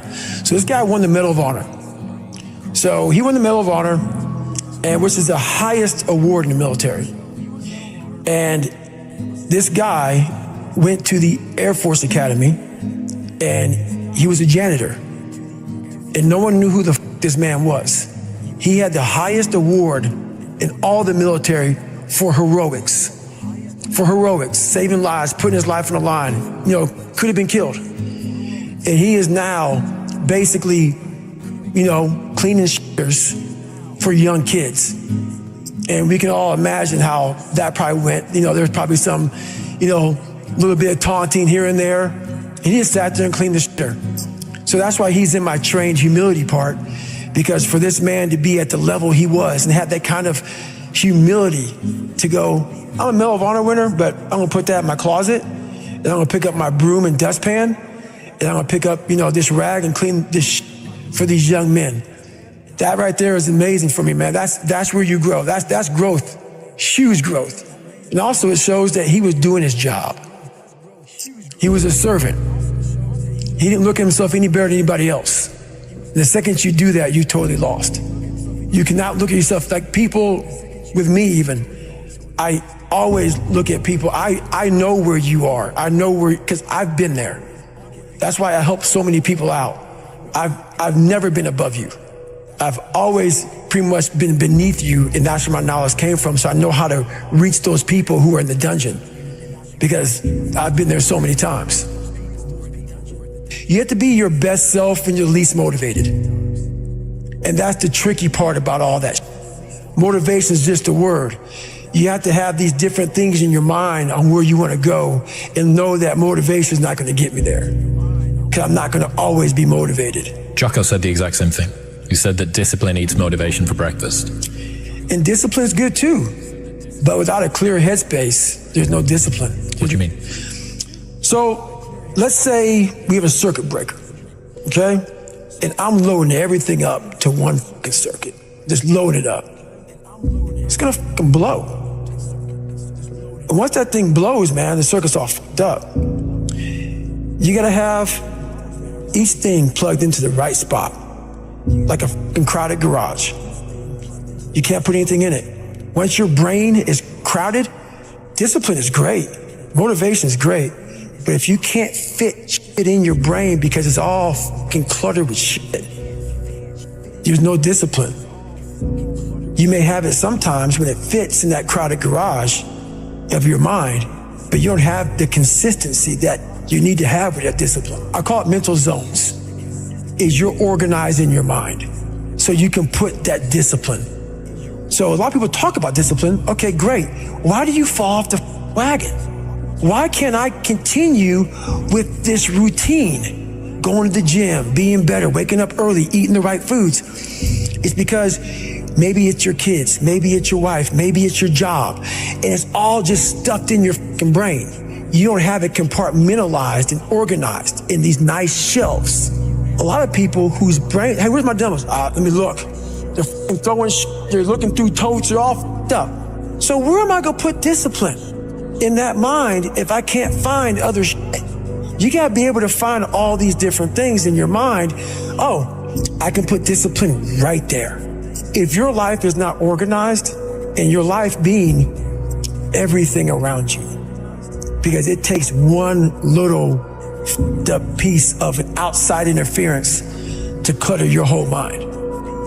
Your mind has to always be clear.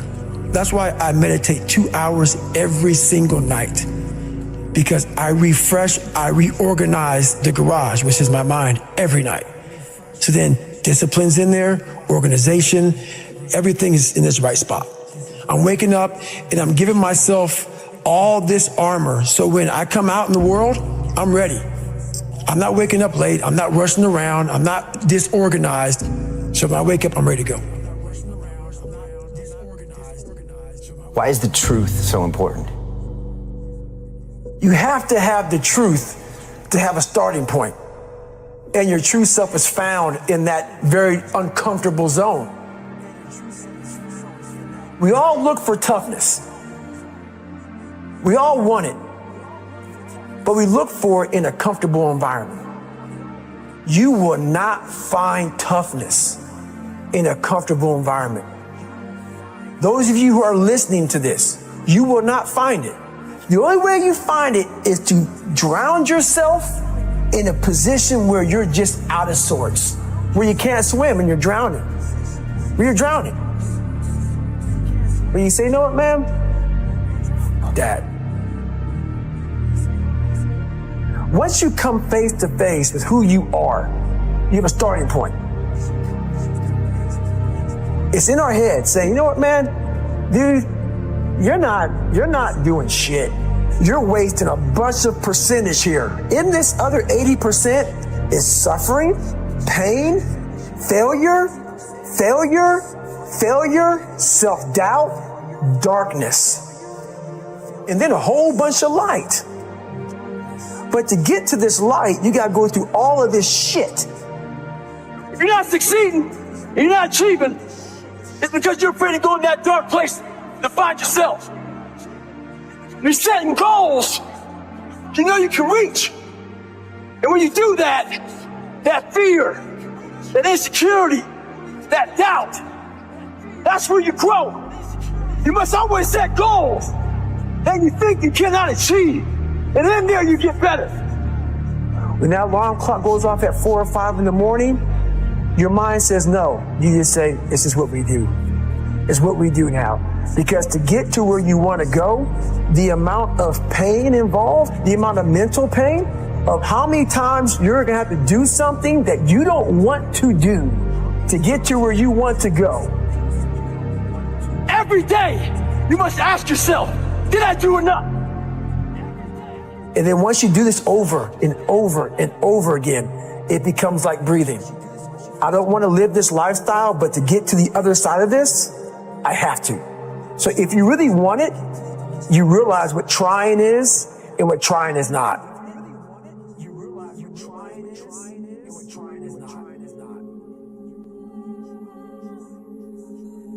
Your brain is the most powerful weapon in the world. Once you put away your phones and your computers and all that shit we have nowadays, your brain is the only thing you have when you're going through depression, when you're going through hard times, when you're going through death, real life shit. You can't Google that shit, man. You're alone. You're alone. You may have a shrink you're going to, you may have a best friend you're going to, but there's 24 hours in the day where you're alone in this brain, and your brain is talking to you in all kinds of ways, and it wants to control you and pull you in these different pockets. If you can't control your own brain and your brain controls you, you're fucked. You got to tell your brain where you want to go and how you want to go and how you want to get there. You got to control it. If not, it's over. It's over. All I knew back then was hard work.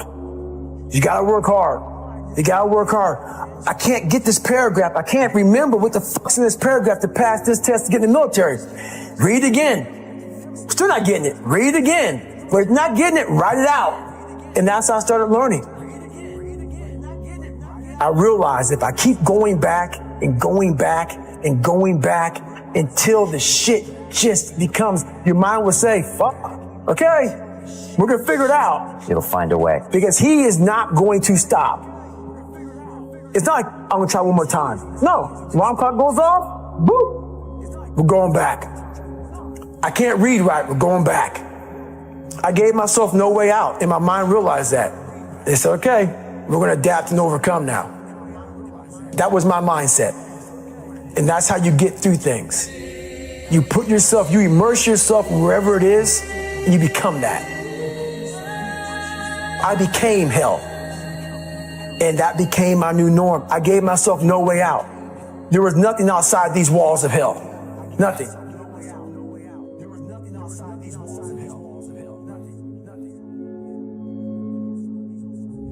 I watched this segment on TV about these guys going through Navy SEAL training. And I couldn't even, I wasn't a great swimmer. I was afraid of the water, all this crap, man. I saw these guys just quitting. But at the very end, it says 22 guys. There's commanding officers up there, and he gives this great speech. So I started visualizing me being the 23rd guy, sitting there with these guys. I said, man, if I could feel that, that would change my life. And what was that feeling you wanted so bad? Respect? Accomplishment? No, victory. I wanted to win. Not like beat somebody else. It wasn't about that. I just wanted to go the distance. Everything in my life, when something got hard, I quit. I had to work harder than you, so I quit.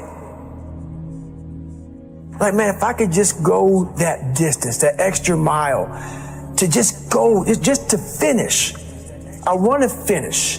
I want to feel victory. And victory for me wasn't winning, it was just finishing. So I said, you know what? If I could feel like these guys feel, it would change my life. And literally, I started feeling victory just by putting myself in the battle.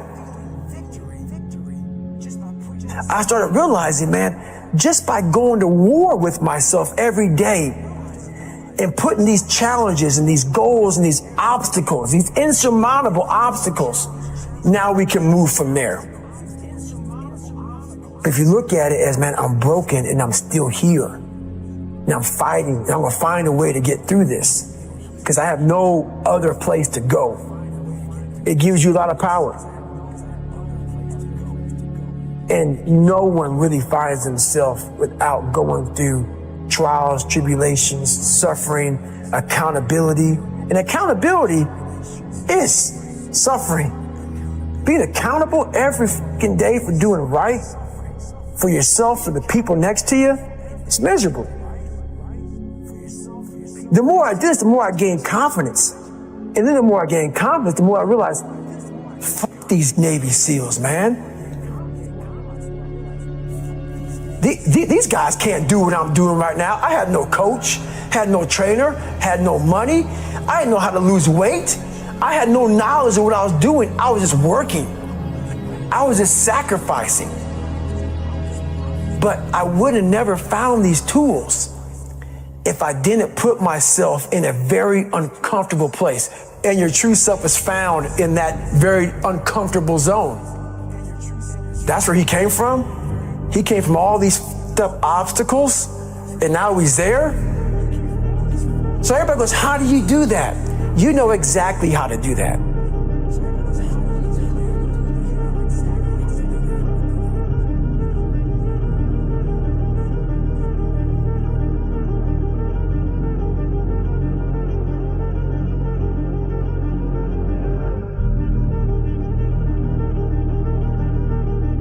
There's a lot of thought behind a person being a born loser, becoming who I am today. You don't just wake up and just rocky the shit. You gotta wake up and think about, there's a process to getting better, and that process is never finished. Like a lot of times, if your back is hurting, it may not be your back. It may be something else in your body that's making your back hurt. For me, I'm like, man, why can't I get past this hurdle? So like I said, I'm always examining myself every day. What is it? What is it? Well, there's only one thing you haven't examined yet, and it's going back to the beast, going back to the demon. All the fucking times that I was like, I'm not going back, and I went back. I'm not going back, and I went back. I'm not going back, and I went back. It showed me even more of what we have as humans, if we're willing to go there and we're willing to push that extra step. A lot of people, man, how do you do what you do? At the end of the day, I ask myself one question: can I take one more step? And usually the answer is yes. So if you can answer that question and not take another step, that is real failure. That is real quitting. So a lot of people can take one more step, but they choose not to. I don't know if you can take 2 steps. You got to answer that question after you take the first step. But I can always take one more step. So if I choose not to, that's on me. And I got to live with that. I had just climbed a mental wall that was amazing. And I didn't want anybody to take that pain away from me at that point, because that was all confirmation. So for me, this was the new level. You don't need a lot of things. Sometimes the only thing that kept me with that one step forward was one thing. Let's not quit yet, Goggins. Let's think about your options. Where are you going to end up if you quit this shit? Where are you going to go? And when I got done with that race, it's the worst pain. I can't even describe the pain of that last 30 miles to anybody. No one, it's very hard. So when it ended and I'm laying there in the worst pain of my entire life, I'm shaking, I'm jacked up, and all I could think about was, I can't believe what I just done. To me, it was humanly impossible to even think about going 30 more miles in that shape. And once you do it, what came over me when that shower hit me, and the reality hit that I just went 101 miles. And that last 31 miles was something that I can't even describe to people. And what's amazing about the human mind is that it becomes your new norm. Like, to think that I can run 200 miles, 240 miles, and that becomes like running 50. I never thought that was possible. This is why I'm always pushing that limit, because I know that within pushing these limits, there's always more. Did that set the tone or the rhythm for what you wanted to try and achieve and feel again? Each time you're pushing further? I never wanted to feel it again. I never wanted to feel it again. But what it did was it showed me what is possible. And that's what set the new stage for me. That's when I realized, oh man, I've really been underachieving my entire life. But it taught me what is possible. It taught me like, okay, I got it, check. I'm about action, and action means less talking and more doing. So that's where I've been. It only takes 1 second for you to lose the whole thing. So the 1 second decision is just that. You're in a situation where life is sucking. Let's say you're in extreme cold water and your life is flashing before your eyes. Every time that wave goes over your head, your thought process is, I gotta get the fuck out of this water. And you're in Hell Week. And you're hour 1 of 130 fucking hours. It's cold, I can't be cold this long. And then this is where that 1 second decision comes in. You forgot every reason why you wanted to be there.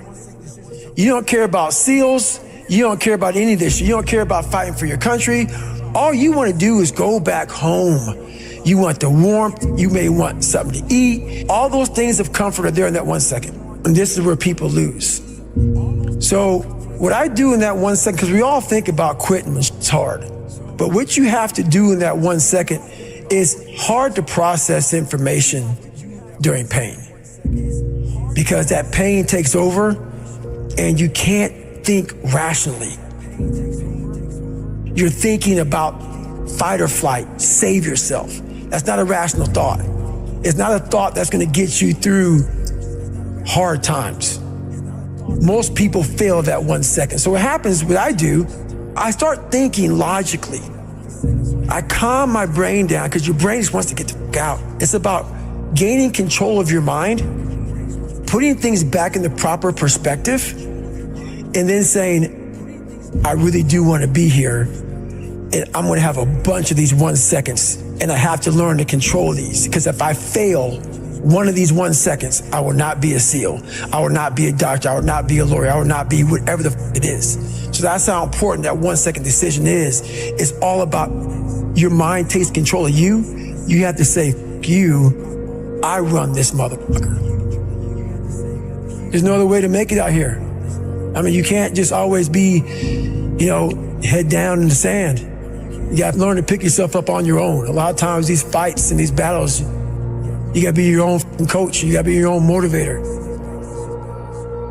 Because there's a lot of people in this world who don't want to see you make it because they think you could take a piece of their pie. But I've learned to study people before I react. Because there's no successful person in the world who's in a good headspace that's gonna ever attack anyone in that kind of manner. There's always gonna be something wrong with them. So you gotta always dive a little deeper before you get your feelings hurt. Take time. Take that 1 second to pull back and study them. Because most people who are in good places, they don't care about what you're doing. They don't care about what you're doing. They don't try to destroy you. They actually will try to build you up versus destroy who you are as a person. So that's where I'm at now in life, is most people who do that, they're in a very dark, dark place. As you get bigger, as you get more successful, you open the door for people to critique every fucking thing you do. And most of the people who are critiquing you usually aren't where you are. And all their critiquing comes from people who are really at a low level of life, which is sad. But what we do, people who are on the upper level, hearing the haters at the lower level, like I said, you'll never meet a hater doing better than you. True statement. So I started making these mixtapes with all of these hate messages about people talking shit. And it became such a source of fuel that it was amazing, because I know why you hate me. You hate me because you're probably in the bed right now. You're probably an underachiever. You're probably somebody who doesn't want to do anything with your life. So I make you question everything about yourself. So I'm going to continue making you question yourself by coming out here and being even more successful. So what happens is, there's days where I'm like, you know what? I really don't want to do this today. And I'm like, oh, hang on. So I listen to that while I run. I sometimes play it in the house. It's half comical, it's half inspiring. I'm actually inspired by it. Because I know I'm gonna get hit in the mouth. There's an art to getting hit in the mouth. And that is why these things are important. You have to wake up and you have to give yourself belief. You have to give yourself confidence. So it starts with that run. Belief is like, there's an after school special belief where the mom says, believe in yourself, and that's all great, but there's also a built belief. How I build belief is through the daunting tasks I put myself through. So that's proof positive that I can. You don't become confident by shouting affirmations in the mirror, but by having a stack of undeniable proof that you are who you say you are. Outwork your self-doubt. Yes, because a lot of people, they say when you wake up in the morning, pound your chest, look at yourself in the mirror and do all this fucking bullshit. I hope it works. What works for me is that everyday resume. The things I know I've accomplished, the things I know I've done, real hard work, the real calluses on my mind, the real calluses on my hands.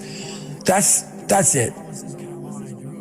You must build belief. You must build confidence and say, I can knock that shit out.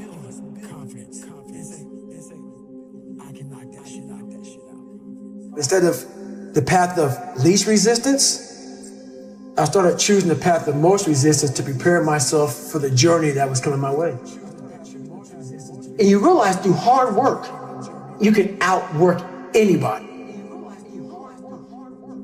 matter how badass they are. It starts with yourself, man. You gotta start diving into those things that you are afraid of.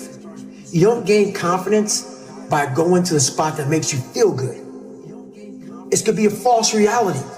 And the second life gives you that challenge, all you want to do is go back to what gave you confidence. Is that happy spot?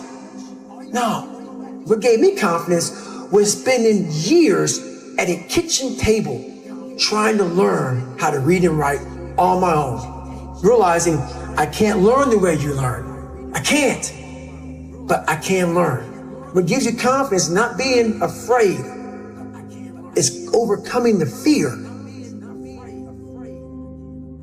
That's what gives me confidence, is facing these things, overcoming them.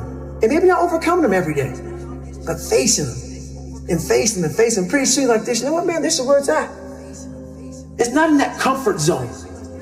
It's in the discomfort zone is where my confidence is getting built.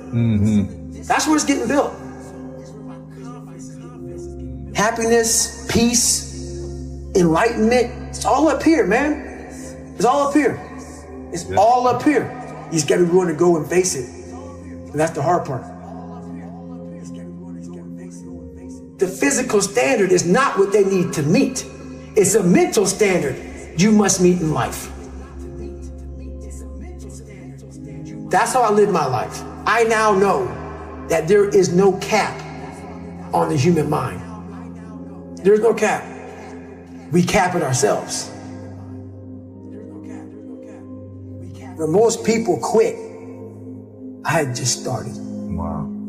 And when you take that mindset and you're going to flip that around, that's what made me powerful. And my body followed. And so I said, I want to do this. I'm going to give myself a challenge every single day until the fear goes away. That's right. And I feel like that's what more of us should be doing. I'm hearing that that's how you live your life. That's all it is, man. And it helps me feel so much more confident. When you overcome that fear of saying this doesn't have control over me anymore, that's right. It's like you can be at such more peace. A lot of us speak in hollow words. I used to speak in hollow words. I don't do it anymore. Everything that comes out of my mouth has substance. It's real. We all have these feelings in our bodies, in our minds, in our souls. I act on mine. A lot of us who are afraid of something, we allow our minds to choose the path of least resistance, so we go a different route. When I'm afraid of something, it's telling me you must do that. Life is one big mind game, and you're playing it with yourself. You cannot lose perspective of where you've come in life.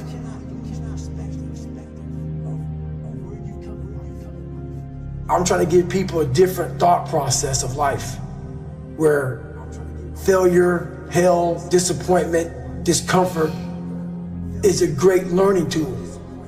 And many people don't understand that, but it's these few moments in life that you have. Like for me, I always talk about it. Rocky 1, round 14. That 1 2-minute and 13-second clip of Rocky getting up when Apollo knocked him down. That one clip, when I was going through a very bad time in my life, I saw what I wanted to be. And it wasn't a guy that won. It wasn't a guy that won everything he did. It was a guy that kept getting up after being knocked down. So I realized if that 2 minutes and 13 seconds changed my life, that's all it was. I saw something that I needed to be in the world I was living in. Maybe my story will give someone the 2 minutes and 13 seconds they need to change their life. Everybody's got a story. We don't share it on social media. We share our nice life on social media. We all have a dungeon. I'm just willing to talk about mine. Mental toughness isn't something that you sample. It's something that you live in every day. Whenever hardness comes, and you don't know what it is, it may be different for you than it is for me, but you go back to your insecurities. And then when you go back to your insecurities, you then look for comfort within those insecurities. And we all look for that cookie that your mom used to give you when you were sad, when you were sick. We look for our wife or our husband. We look for comfort. It's in those moments you must retrain your mind to think differently in hell. The mental standard is you must know how far you've come.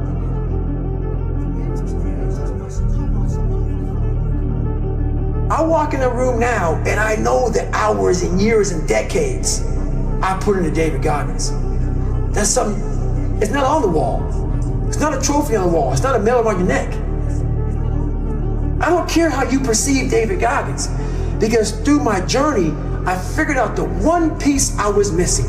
I thought it was cars. I thought it was women. I thought it was money. I thought it was everything. The one piece I was missing was me having the courage to face myself. Where I got my work ethic from was the hours I had to spend learning this. When you sit down and you're not smart, and you have a disability, and you still want to be at the top of your class, I didn't want to just get by.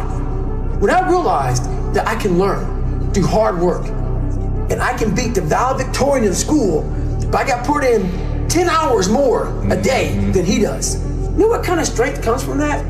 When you're sitting down, that guy that valedictorian studied for an hour, and you know I caught you. I have the work ethic to catch you. That's where David Goggins got really invented. Was at a kitchen table with 20 spiral notebooks that were empty, and then they were full. And when you can go through that, I still have them in my storage unit. You go through these spiral notebooks of your life, and you realize this is how I learned. This is unbelievable. It wasn't until I got real sick and my life got real quiet. I went from running 205 miles in 39 hours to I couldn't get out of bed. My life was taken from me. And that's when I realized I hadn't taken time to think about what I'd done in my life. I'd done all these things, but there was no finish line. I finished a race of life, and I wouldn't even receive my medal. I go on. I get in the car and I go. When I started figuring out life, that I was leaving so much in the tank. Once I realized, my God, man, I was this dumb, fat kid being bullied, and now I'm a 180-pound person, lost 106 pounds in less than 3 months. Learn to read, learn to do this, learn to do that. I was like, I need more. I was fueling my mind with everything. And I never took time to say, my God, you came from this hell, and you're here. I had come 8,000 miles from where I started. But if you never know that, you're still in the $7 a month place. So it's that quiet place. It's that place by yourself. It's those hours and years and decades by yourself in the grip of life. When life has you by the throat and choking you out, and you're sitting there calm because you're trying to figure it out. You're not panicking. You're not quitting. You're not throwing in the towel. You're saying there's a way around this. And when you figure it out, when life has you gripped in a vice, and you can figure that out, that's when you overcome. That's when you overcome. The journey getting there was harder than going through it. You know? So that's the whole thing about life, man. It's that journey that makes you who you are. We live in a world now that's so kind. We find the kind way around everything. Like, if you don't look good, I have to find a kind way of saying, I don't like your shirt. Right. That's not the approach. If that's the approach you're looking for, that book is not for you. Can't Hurt Me is not for you. The approach you have to take, at least I took, you take whatever approach you want. The conversation had to be a real, honest conversation in the accountability mirror of, guess what? I was fat. Don't find a kind word to say that, you know what? I've gained some weight. No, you're fat.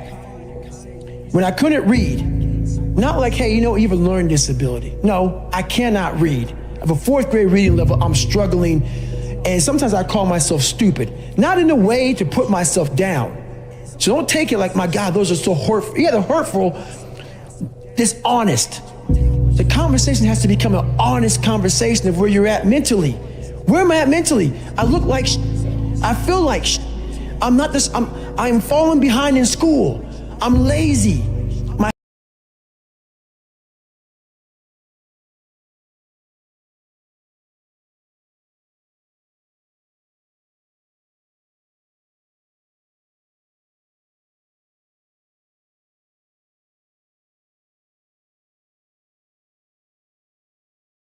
away from those people, like our internal dialogue becomes that kind, it's okay, it's not okay. So that's where it starts. It starts with that accountability of it's not okay anymore. This can no longer be okay. And calling yourself out for exactly what you are and exactly how you need to fix it. If you walk into any kind of event, whether it be physical or mental, if you walk in with already putting that block on your mind of, man, this ain't gonna happen. People go, how did you run 135 miles to death valley? How did you run 100 miles with no training? Because I went into it not thinking, I can't do this, man. I went into it with a strategy. I had an open-mindedness. So until your mind is open to the possibilities that I can do this, you would never be able to do it. Once the mind starts to believe it can be achieved, it then, only then, does it start to break down tactically how we can do this. Until then, you're gonna always lose. I came home one night from work spraying for cockroaches. And long story short, I turned on the Discovery Channel. I saw some guys going through Navy SEAL training. And they were going through Hell Week and they were getting their ass just beat. You know, in and out of the water, guys ringing the bell. They were suffering. And I was weighing like 297 pounds. And I had to make a change in my life. You know, I was at an all-time low and I wasn't going anywhere. And I was exactly what everybody said I was gonna be, which was nothing. So I had to make a change. What was it about seeing suffering? That's really interesting, and I actually get it, but I want to hear you explain it. Why suffering was the thing that triggered that thought? Well, for me, growing up, I came from a horrible background. I got called nigger every day of my life growing up, lived in a small town. The Klan headquarters at that time was about 20 minutes from where I lived. One of the high-ups in the KKK, son, sat behind me in 2 classes, so he called me nigger all the time. I got my first car, they spray painted nigger, we're gonna kill you on it. So I was just an insecure, scared kid. And the only way I could find myself was through putting myself through the worst thing possible. Because I'm gonna say the exact opposite of what the world, today's world is saying. So we read a bunch of books nowadays. As humans, we wanna find out how to be someone else. What we don't do is we don't go inside. So literally turn yourself inside out. Read the book that's like we're writing a book every day of our lives, but we never read that book. Every day we're seeing who we are as people. When I was growing up, I lied for people to accept me because I didn't accept myself. So I would make up stories so then you would accept me into your world. I would, everything I did was for someone else to like me. It wasn't until I started reading my own book about how pathetic I was as a human being. I could blame my dad, I can blame kids at school, I could blame having health issues, ADD, my mom not being around. Great mom, but she was doing her thing. Right. I could blame a lot of people. And that's the book I was reading. And I put it off on everybody else. It wasn't until I said, you know what, for me to fix this, I gotta read what the fuck is wrong with David Goggins? Not blame anybody. Read my book and say, okay, I'm afraid of my shadow. How can I overcome that? Go in the military, get your ass kicked, do things you hate to do, be uncomfortable every day of your life. Roger that. I'm not the smartest kid in the world. Okay. Instead of somebody saying, oh no, you're smart. No, don't say that to yourself. I said to myself, no, I'm a dumb. Okay, roger that. How you get smarter? Educate yourself. So the things that we run from the truth. We're running from the truth, man. So the only way I became successful was going towards the truth. As painful and as brutal as it is, it changed me.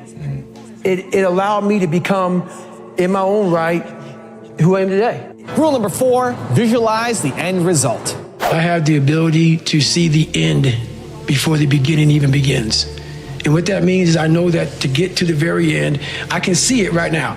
So before I went to Butts and I was losing all this weight and shit, I saw myself walking across the stage at 191 pounds, 'cause that's what I had to get to get into the door. I saw myself 6 months, a year later, whatever's gonna take me to do it, I saw myself walking across that stage, getting that certificate of graduation from Butts. And I was able to be there at 300 pounds. And that feeling that I was nowhere near that feeling, I was able to put myself there 1,000,000 times every day. And that feeling of like, my God, that is going to feel amazing. That's what made me suffer. That's what allowed the pain to be real and say, this is worth it. I want to feel for this next 18 months. It took me 18 months to finally become a Navy SEAL, to finally, just get through buds. 18 months, it's 6 months. It took me 18. That's what woke me up every morning was, I'm gonna put myself through this much pain and suffering for a few seconds. That's all it is. A few seconds of joy. And it's so worth it, man. That's what people don't get. So I'm able to put myself at the finish line, even though I have no finish line, but at the finish line of an event before I even start to say, how are you gonna feel at the end of this? Visualizing is my biggest tool of life. That's why I've been able to put myself in cold water, put myself in a 100-mile race millions of times before I've done it. And I'm able to go through the race and see how I'm gonna feel at mile 50. Almost to the exact feeling. Right, so when it comes up, it's no surprise. It's no surprise. I've already done this 1,000,000 times. Mm-hmm. I prioritize trying to win the battle in the morning. So I always win the battle in the morning. So I get morning time, every morning I go for a run. That's the first thing I do every morning. Haven't taken a day off of running since December 2016. Every day, up in the morning. So I also stretch out every day for about 2 to 3 hours. Every day. I've missed 2 days in about 5.5, 6 years.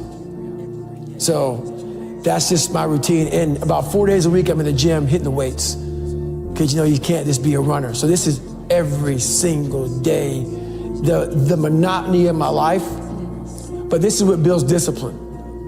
And not everybody, I'm not telling everybody to do this, but this is my lifestyle. This is how I build self-discipline. Time, why? Well, I hate to say it, the best way for me to get how I feel across, I can't sit here and say, I went through Hell Week and man, it was really hard. No, that takes your damn soul, rips it inside out, and then they say, now we're going to start. It allows me to express where I was at a point of my life. If I don't give you all of me, why the hell am I here? How will you learn from me? People take so much offense to me. You will never learn from people if we always tap dance around the truth. Oh God, I love that. We tap dance around the truth by finding the right words so I don't hurt you because you have thin skin. No, tighten up, people. It's okay, trust me, it's okay. You might be called nigger one day, it's okay. You might be called some Jewish word or some faggot or gay word, it's okay. Let them call you that. What are you going to do now? They don't own your life. How are you going to control that now? How are you going to flip it upside down and say, Roger that, now I'm going to harness this and you'll read about me years from now? How? That's the question. How are you going to do that? Thicken your skin. Become more of a human being.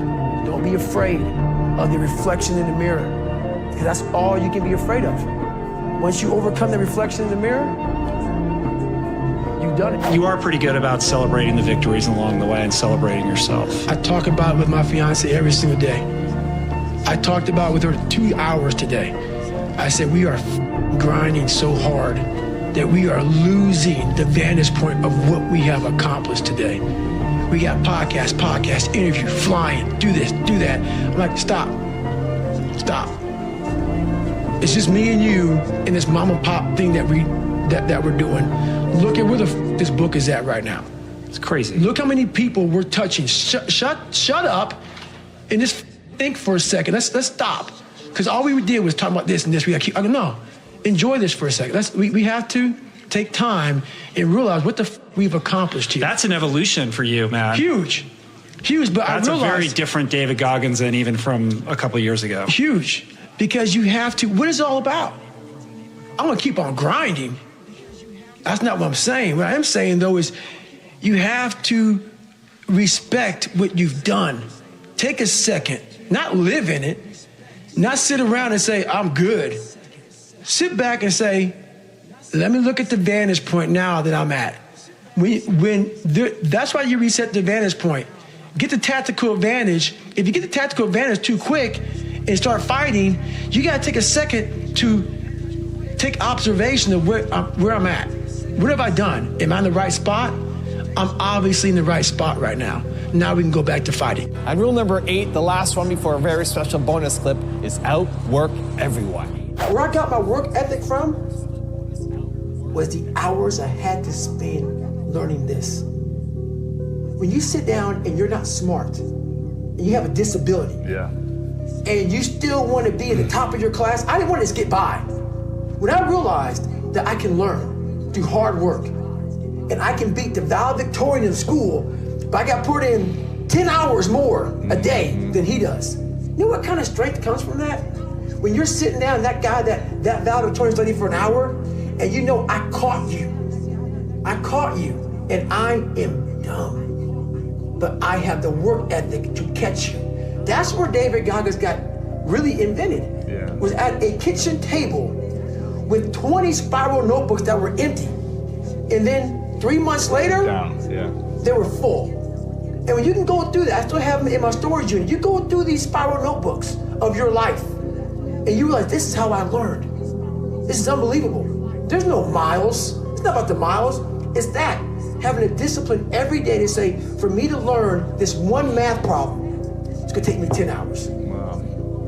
And that's where and you realize through hard work, you can outwork anybody, no matter how badass they are. But that's the part people don't want to dive into. So one big thing is the accountability mirror. You have to start with yourself. So what happened in my life was we start to get, I call it like the rucksack. A rucksack is a pack that you carry in the military, and you put all your stuff in it. Your radios, your food, your water, all that stuff you have to carry in the military. That's your rucksack. It's a backpack pretty much. As you're growing up, we all have a backpack. Most of ours, hopefully, is empty, and what we put in it is all the crap we go through in life. That's what is in the backpack for the civilians, and we carry it around with us. So what you have to start doing is realizing that no matter where you're at in life, I got called nigger a lot. My dad abused me, learning disability, stutters, immaturity, insecurities, self-doubt, so much crap on top of me. So much stuff. I lied a lot to create friends. So much stuff was in my backpack. No one's coming back to help me. So it starts with that person in that mirror. You have to realize you are on your own now. And whatever else you believe in, I don't care what you believe in, but on earth, it's a very lonely journey. And it starts with the accountability mirror of looking at saying, hey, my dad who beat the hell out of me is not coming back. All these things are coming back. I have to face myself. And you have to own all those things that people may have done to you. Now it's yours. You got to own it. And it's yours now to fix the problems that people did to you. It makes no sense. It's not fair. I get it. But if you live in that woe is me mentality of guess what? My dad did this to me. My mom just did to me. People who bully did this to me. You're gonna always live right there. You have to figure out ways to move forward because you're not coming back. And it starts with the mirror. I call it the accountability mirror in the book. My family couldn't even swim. Yeah. You know what I'm saying? I mean, we had little athletes in my damn family. And I was a kid who kind of got the bad genes. I had all these little sickly issues, all these allergic to shit. I was a little sickly kid. And it's funny how when people hear my story now, they want to put a title on me. Like, I'm superhuman. Yeah, like you had some special skill or capability. And I love it because basically it makes you feel better by putting a title on me. Right. You can do it too. Absolutely, right. And so basically, it's a choice. Yeah, it's a choice. Yeah. It's a horrible choice. Right. It's a hard choice. It's a lot of suffering involved. Yeah. So for me to get the start line, through that start line journey, I realized I'm capable. Mm-hmm. So what happens through this whole process is the change of the mind. Mm-hmm. It's the change of the guard. Mm-hmm. Someone once owned my brain. I never owned it. Yeah. I had no control. You outsourced it. Yes, right. Everybody had it. It was my dad's fault. It was the kids that called me nigger fault. My mom wasn't home fault. My soon-to-be stepdad's fault. The little kid that got ran over by the bus fault. My life was, everybody had a piece of my brain. Yeah. And through this journey of suffering, and the suffering, I put it because I started finding myself. Yeah. And I started, oh no, I'm taking this back from me. This part of my brain is mine now. And I started puzzling back this piece of my brain. And through that, I grew confidence. In this process, I went from David Goggins, I started forming a guy named Goggins. I had to really I realized I had to reinvent a whole nother human being within myself, because who I am wasn't gonna make it. This guy is not gonna cut it. So I had to be a guy who can take any kind of pain, any kind of suffering, any kind of torture, mentally, physically, emotionally, spiritually. I had to have the people who, I had to visualize everybody that called me nigger. You had to be in a room of people like this. I had to make up these things in my mind, the things I had to overcome. And I started callousing my mind through a process, and it basically started with working out.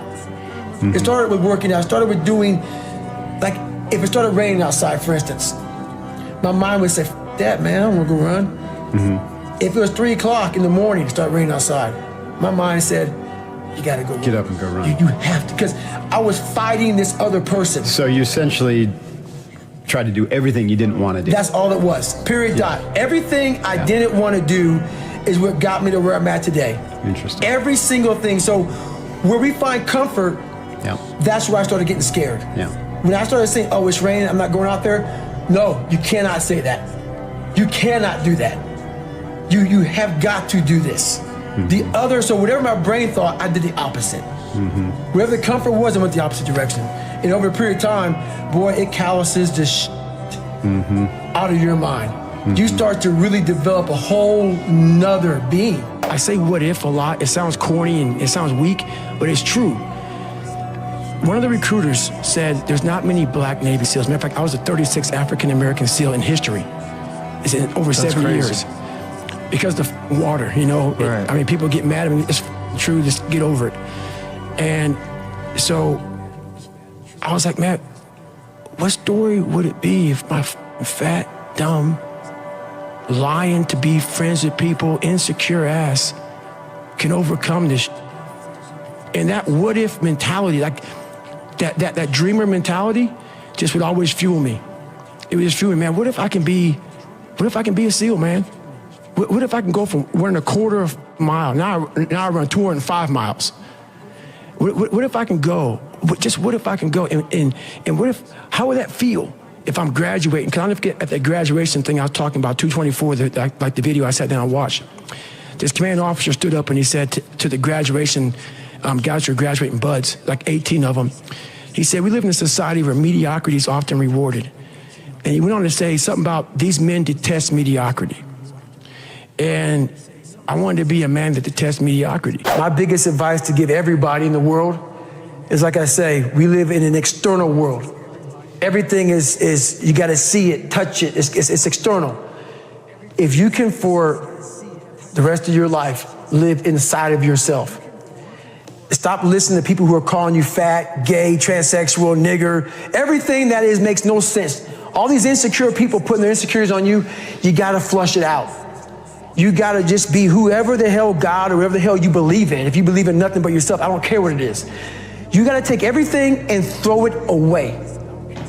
You have to believe in one thing, and that is yourself.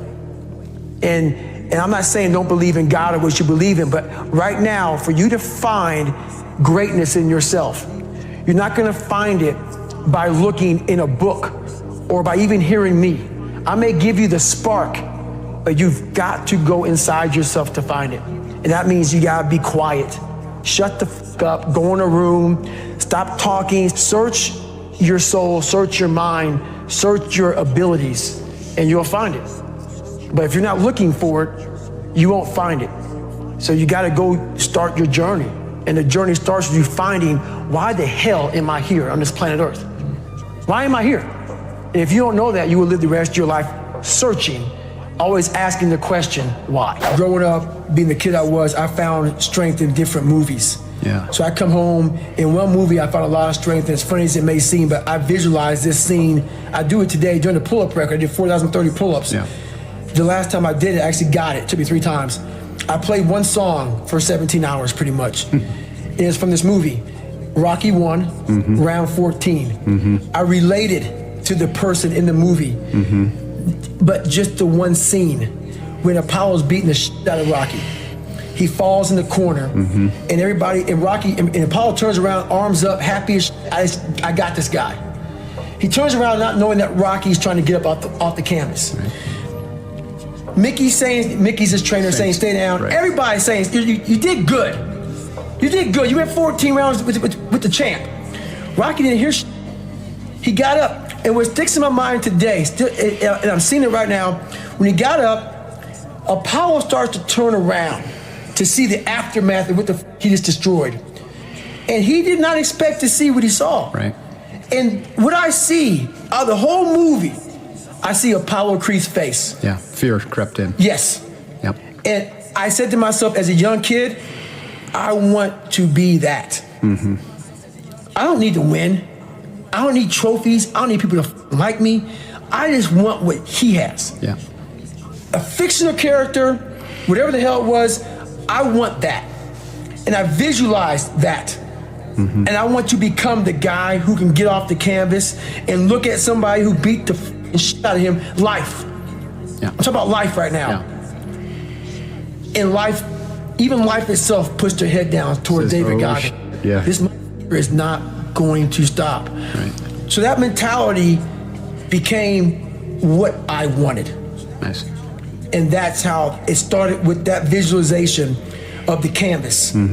And all I gotta do is just keep getting up. So I would take it like, who would even think about doing this? So I would sit on my couch saying, who at 297, who can't swim that great, who's scared of the water, would have the balls, to man up, quit a job, and go and just put everything on himself. So it's how I started talking to myself and putting myself in a whole different category, and that would fuel me the next day, and I just kept using that as fuel. No one would do this. No one would do this. You're the best around. You're the best ever live.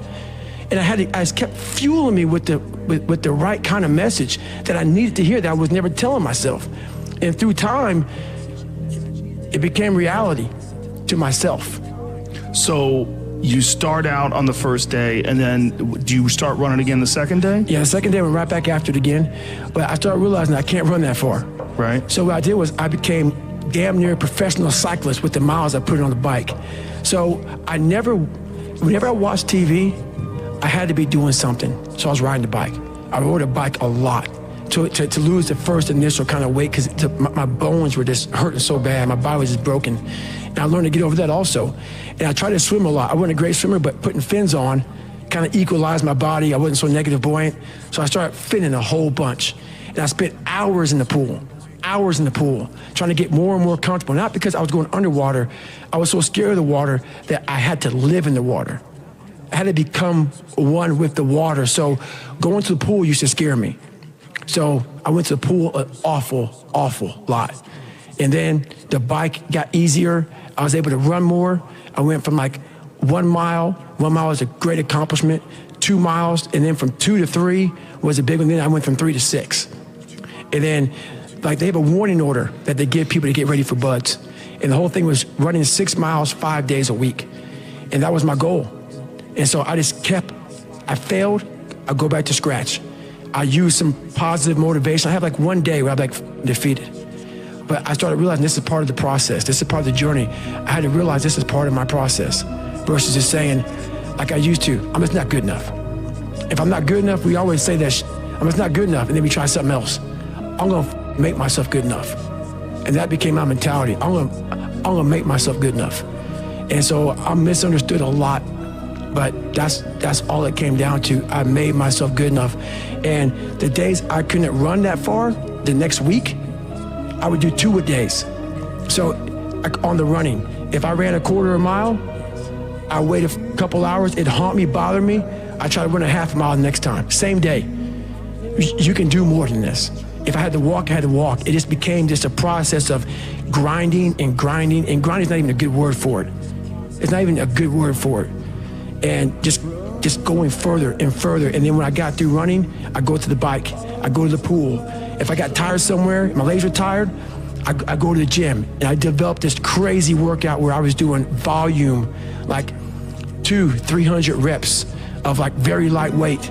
People always say, how come you don't have any like loose skin? My workout routine in the gym became sick. it became sick. I was just doing 200, 300 reps, 400 reps on like chest, just like for one simple exercise, the bench press. And I rack it, get back on it, just rep it out, trying to burn as many calories as I can, build that muscle mass. And I just became obsessed with it. You once said that if you were growing up in this generation that you would have a field day because you would take their souls. What did you mean by that? The younger generation quits, not everybody. So I gotta put that, people get their butt hurt. So not everybody. Most of this generation quits the second they get talked to. You did this wrong, or they get yelled at. It's so easy to be great nowadays, because everybody else most people are weak. This is a softened generation. So if you have any mental toughness, any ability, if you have any fraction of self-discipline, the ability to not want to do it but still do it. People have a hard thing understand. I hate to run. And what makes me so crazy, it doesn't anymore, is people go, well, why do you run if you hate it? What are you talking about? I don't want to take showers and eat either. I hate that too. That's life, man. It wasn't until I changed that mentality that I became somebody. I hated going to school, so guess what? I was dumb as shit. That's what 1 + 1 is 2. But if you can get through to doing things that you hate to do, on the other side is greatness. That's what people understand. By me running, I am callous in my mind. I'm not training for a race. I'm training for life. I'm training for the time when I get that 2 o'clock in the morning call that my mom is dead or something happens tragic in life. I don't fall apart. I'm training my mind and my body and my spirit so it's all one, so I can handle what life is going to throw at me. Because the life I've lived, it throws a whole bunch at you. And if you're not physically and mentally prepared for that, you're just going to crumble and you're good for nobody. Talk to me about what it takes to be on one side of a door in Iraq or anywhere, knowing on the other side of the door people who are not afraid of you. They're ready for you to come in, and you still have, and they have guns, and you still have to breach that door. That's a great question. That's a very scary situation when you are on one side of the door and your mind is racing, because on the other side of that door, it could be no one. It could be 4 guys with 4 AK-47s. That door you're about to open could be booby-trapped. So once you open it, boom, your legs are gone. So there's 1,000 things you think about when you're the first guy, second guy, third guy, getting ready to go in a room and flood it. And that's why I talk about the warrior mentality. And that's why so many people are lost when I start talking. You have the right. You're lucky that you don't have to think like warriors think. You're very privileged. I chose this world to be a warrior, and I would choose it again if I came back to this world. But the mentality of a warrior is very different than normal mentality. You must be that person on that door, get ready to open it, thinking to yourself, if I die, so be it. The only way you can go in that door is knowing there's a great chance you're gonna die. Like being a SEAL, you train with live ammo.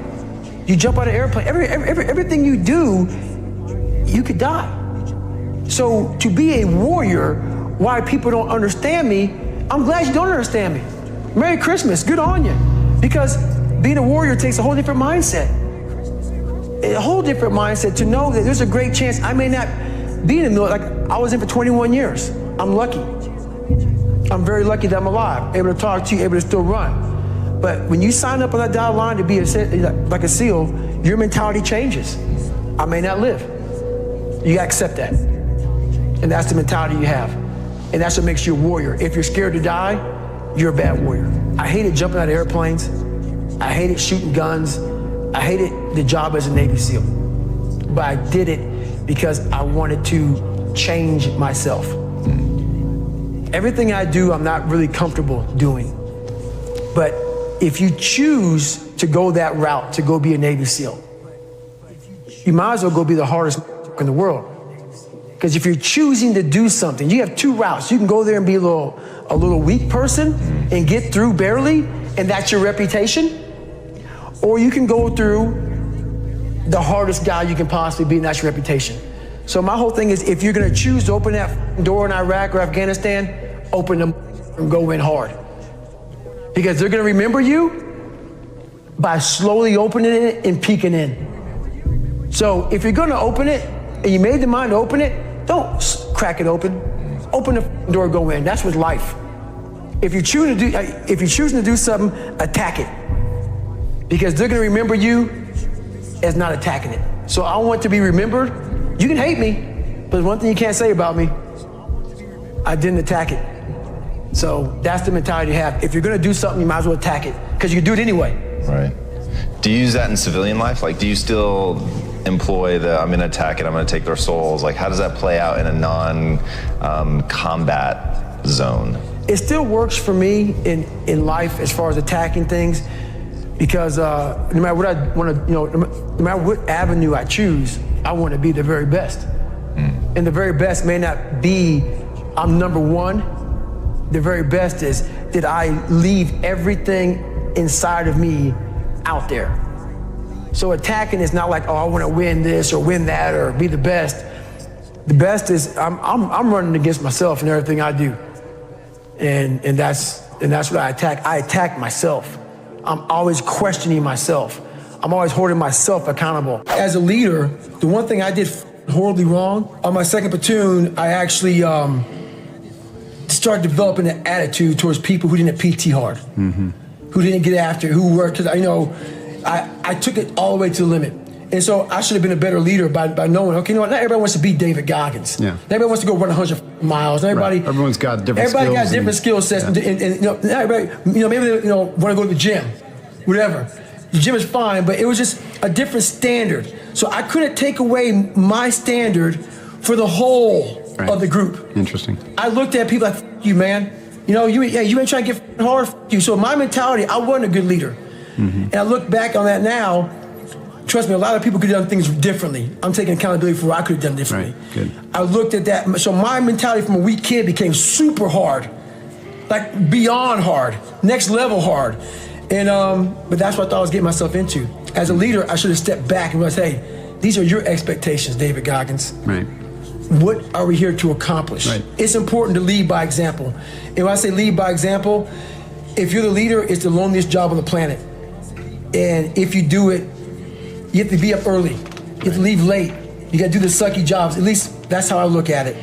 You got to be the man that is always the person who's being held accountable to the highest standard, and not expecting your people to do anything that you're not going to do 20 times more than they are, even when you're the leader. And it's all about accountability for yourself in leadership roles, not about being pissed because people aren't doing what you're doing. Everybody has different skill sets. Do you ever do yoga? All the time, man. All the time. And I if I were to tell somebody one thing right now, man, that psoas muscle and getting that hip flexor opened up, because we're all stressed the fuck out. It's much worse than others. It changed my life. I'm one of those, I drone on too much about yoga. I'm like one of those vegans. It's like, you got to do it, man. Right. Just try it. I get annoying, like a born-again Christian or something. It's like, I'm getting that way now, man. I'm getting that way now. For anybody who does anything hard, like, if you do anything like with weightlifting type shit or martial arts type shit, where it's just everything's explosion, it's lifting, it's heavy, it's push. Right. Yoga just will balance your shit out. Yeah, it will. Yeah, it will. It really will, man. And there's all these people that resist it. Like, there was some article recently that was something along the lines of hot yoga is just trendy nonsense. I read that, and then even in the article, it talked about that there might be some benefits in terms of like the strengthening your arteries, and they didn't even mention heat shock proteins. There's a study going on right now, I believe it's at Harvard. Right. One of my friends was telling me about it, where they're trying to find the benefits of 90-minute hot yoga classes, because they think it might mirror the observed benefits of sauna, which they already know for a fact has big benefits because of your body producing heat shock proteins to deal with the heat. Right. That's why I put that sauna in here, man. I go in that for all the time. Well, no one can tell me it doesn't work. It's big. It's proof positive. It changed my life. It wasn't a medication or this or it was stretching. Yeah. It was yoga, stretching, all that stuff combined changed it. So when things hit you in life that you're afraid of or you're not good at, the first thing you're going to say to yourself is, why am I here anyway? This isn't for me. The water's too cold. The sun's too hot. I'm getting up too early. Why am I doing this to myself? That's what the normal mind says. I had to start training my mind to think about how can I get through this? Not giving myself a way out. Never giving myself, creating a wall around all the ways out in my mind. I had to slowly start to build this wall so my mind knew this is not going to give himself a way out of here. In my first hell week, I had a huge setback. I was broken. My legs were broken. I had double pneumonia. I got rolled back to day 1, week 1 of Navy SEAL training. I got through that second hell week. During the second hell week, I actually broke my knee. I continued to limp around for a couple weeks. I couldn't make it anymore. Got rolled back to day 1, week 1. I'll never forget standing there in front of Captain Bowen. He was the CEO in charge of Navy SEAL training at the time. And he had no mercy on anybody. If he believed in managing your expectations, I wouldn't be here today. He challenged me again. I was challenged my whole life, not by the mindset of managing expectations, by exceeding expectations, not by managing them. I'm standing there with crutches. I'm sitting in his office. He looks at me. He goes, Goggins, this is your last time. We're going to push you through Navy SEAL training. This will be your 3rd hell week in 1 year. We're not going to put you through a 4th. So this is your last time. I'm sitting thinking, how am I going to get through this? I'm badly jacked up. My legs are broken. My knee is messed up. And he goes, you have a couple of months to get better. A couple of months isn't going to do it. I won't get healed up in a couple of months. But I realized I'm going to get through this. I'm going to find a way to get through it because why? I put barriers in my mind. So my 3rd hell week, I went in there with pretty much, I would put a black sock on first. I would get duct tape. And I duct tape my ankles all the way up to my calf every single morning. And then I put another black sock over it. And what that did, that prevented me from moving my ankle. So I didn't really, I wasn't flexing my shin as much. And I started running with just my hip flexors. In this hell week, it was a bad hell week. We had a guy die on Thursday morning of hell week. I went on to become a Navy SEAL.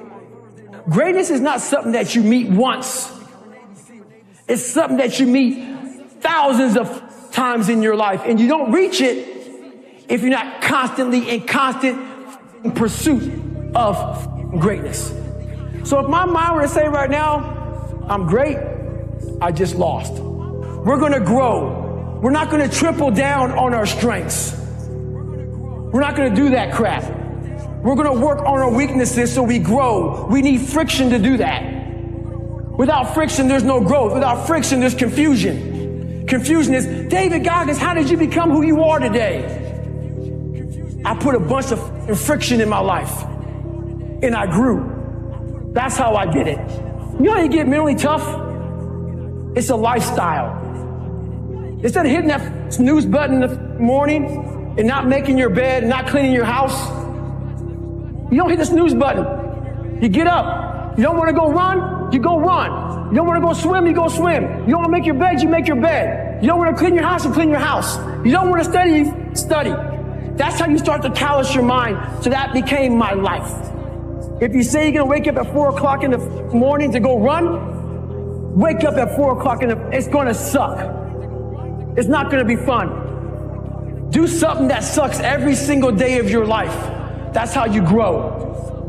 Embrace the suck. I was in Spanish class, obviously, opened my notebook up and said, nigger, we're gonna kill you. Had a drawing of me and actually talked to the principal, because I'm in the process of writing my book right now. His name is Kurt Freeman. He goes, yeah, I talked to him 2 days ago. No kidding. He said, I remember like it was yesterday. So I left my class, just didn't tell the teacher, went right to his office and showed him it, and he said, and I wasn't a good speller at all, obviously. I copied. And they spelled nigger Niger. I didn't know how to spell nigger, you know what I'm saying? They spelled nigger Niger. So he looked at me and said, they're ignorant. And that was the best advice he can give me. Yes. My mom was working 3 jobs. I was a latchkey kid. I was on my own. I did my own thing, man. I missed almost all of my junior year of high school, never went to school, just did my own thing. And that was a turning point when I really realized I was on my own. I mean, it just kind of hit me. Like, the best advice you can give me is just spell nigger Niger. And pretty much, I think he called my mom up and I went back to class. And I realized that life isn't fair. It's not fair. And you better figure out some tools and some ways to stop feeling sorry for yourself, because no one is coming to rescue you. No one feels sorry for you. Right. And at the end of the day, no one really cared about me. That's how I felt. That was the reality of it. Your mind is so powerful. And I didn't realize it. I went through 3 hell weeks, Ranger School, Delta Force selection, all this stuff. This incident I'm going to explain to you right now was where I realized we are only at 40% of what we are capable of. Here I am, right idea to do this race called Badwater 135. I Googled the 10 hardest races in the world. What came up? Crazy race in Death Valley.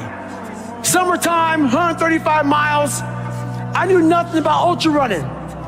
I thought you would camp out, run 20 miles. Then one day, then run 20 miles again until you got 135 miles. I had no idea what I was doing. Called the race director up. He's like, hey, have you run 100 miles? I was like, what, in a week or what? What are you talking about? He's like, no, in 24 hours or less. I said, no. He goes, you got to qualify to get in this race. You have to run 100 miles in 24 hours or less. He was trying to call my bluff. I call him up on a Wednesday. He goes, hey, there's a race in San Diego on Saturday, where it's a 24-hour race where you run around, a track, a 1-mile track for 24 hours. And if you get 100 miles, I will consider you in my race. It really helps to be smart, people. And I was not smart in this situation. I said, I did the math. It's about a 14-something minute mile. I can do that. Anyway, I show up on Saturday with the blue lawn chair, Ritz Crackers Mileplex, and my ex-wife. And every mile I'm gonna see her, I'm gonna grab some Ritz Crackers and some Mileplex.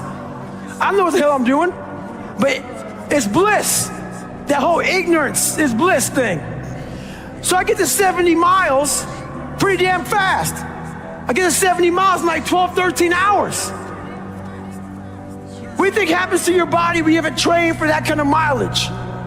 A lot of bad things. But I thought I was in good shape. It was amazing. So I hadn't gone to the bathroom at all. I sit down, big mistake.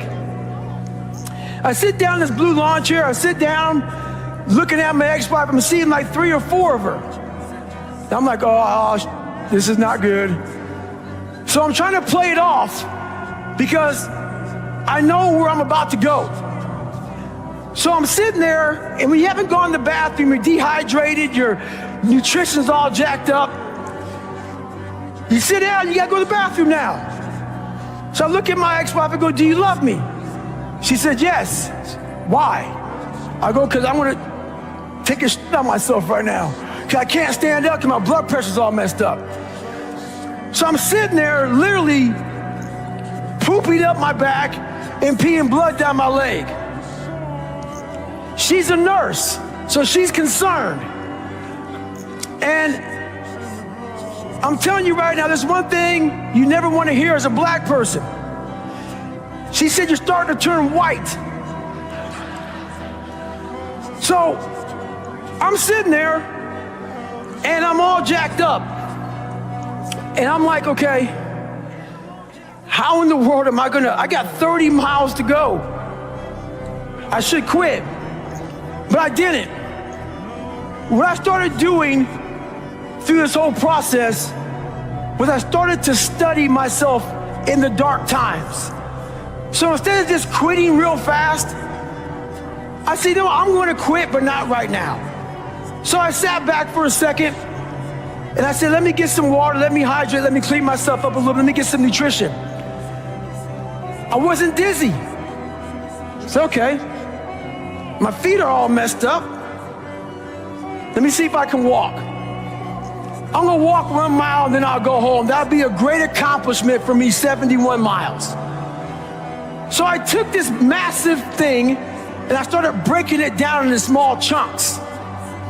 And as I started breaking it down into small chunks, I started realizing maybe I'll walk 1 more mile. But at the pace I was walking, I wasn't gonna make the time. So this is when I realized the whole 40% rule. Those of you who worry, red can't hurt me, you understand it. Basically, the 40% rule is when we have a governor on our brains, like a governor on a car. A car may say 130, but if you put a governor on a car, it can only go 101. We do the same thing to our brains. I was born with limited horizons, born on the other side of the tracks. I didn't think I could be anybody. So my governor was myself.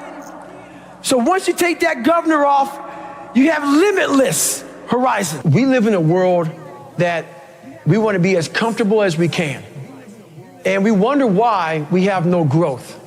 We wonder why when the smallest thing in our life gets difficult, we wonder why we cower and we run away.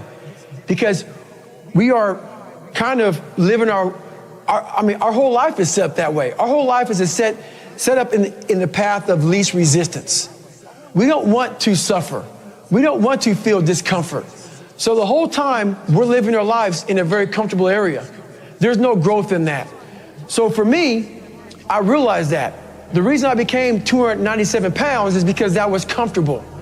What was very uncomfortable was running. What was very uncomfortable was being on a diet. What was very uncomfortable was trying to face things that I didn't want to face. And I also realized when I was really big, I had no growth. Why? Because I was living comfortable. So I realized for me to find growth, I had to face all these different things that made me very, very uncomfortable. One thing I faced was running. I absolutely hated running. But I knew for me to grow, I had to do this thing every single day. I wanted to start callousing my mind. I wanted to start becoming a better person. And how you become a better person, how you gain mental toughness, how you become the person you want to be, is constantly facing the things that you don't want to face. If you constantly run away from things that you don't want to face, how is there growth? How is there mental toughness? I can give you a class all day long about self-talk, visualization, eat an elephant one bite at a time. But if you're never putting yourself in a situation to actually practice these things, you're never going to grow. I can't put you out there we're all going through a battle in our mind. A warrior is not a person that carries a gun. The biggest war you ever go through is right between your own ears. It's in your mind. We're all going through a war in our mind, and we have to callous our mind to fight that war and to win that war. When you're suffering, you give up on the very things that you wanted the most. So when the suffering got too much, my dream died. And pretty much I almost died with it. If I didn't find Navy SEALs and getting past that hump, I would have never been up here today. You can't outrun your demons. They'll always know where you're hiding. I walk around life with so-called headphones on my head, man. I don't, really wear them, obviously, but I just have these earmuffs on that I silence out the noise. I silence out the judgment. Those people get in our head. The most important conversation is the one you have with yourself. You wake up with it, you walk around with it, you go to bed with it. Eventually, you act on it. And my conversation was a bad one. So the people who I thought were up here in my life, these uncommon men, I was putting myself down here. But over a period of time, I started realizing that I'm also uncommon. And I started picking those uncommon men off by realizing that we all have this ability in our mind. Most of us fail in life because we're afraid of what everyone around you is thinking. That's 100% truth. So we live by the narrative of other people. When I first called a recruiter to be a Navy SEAL and I was 297 pounds, the first recruiter looked at me and said, you're not gonna be able to make this, man. So what he was doing was he was projecting his energy on me. He knew he couldn't be a Navy SEAL. So God helped this black guy, because I was only the 36th African American to make it through in over 70 years. How's this black fat guy gonna make it through in my house? He wouldn't even want to try. So he's projecting it. So a lot of us who are negative people, all we do is project how we feel on other people. So what happens is that there's a lot of negative people walking around the planet Earth who are afraid to try. Because a lot of people are very negative in this world. So we are afraid to fail. Why? I told you, man, shouldn't even try it, dude. Just chill out, relax. Why are you so crazy? Why are you so obsessed? So all that stuff drives the quitting mind, I call it. The mind wants to quit. The mind's tired. The mind's tired. The mind's deserving. The mind thinks it's very deserving. So yes, the biggest problem in this world is other people, not yourself. It's other people in your head. They are puppet mastering you pretty much on your life.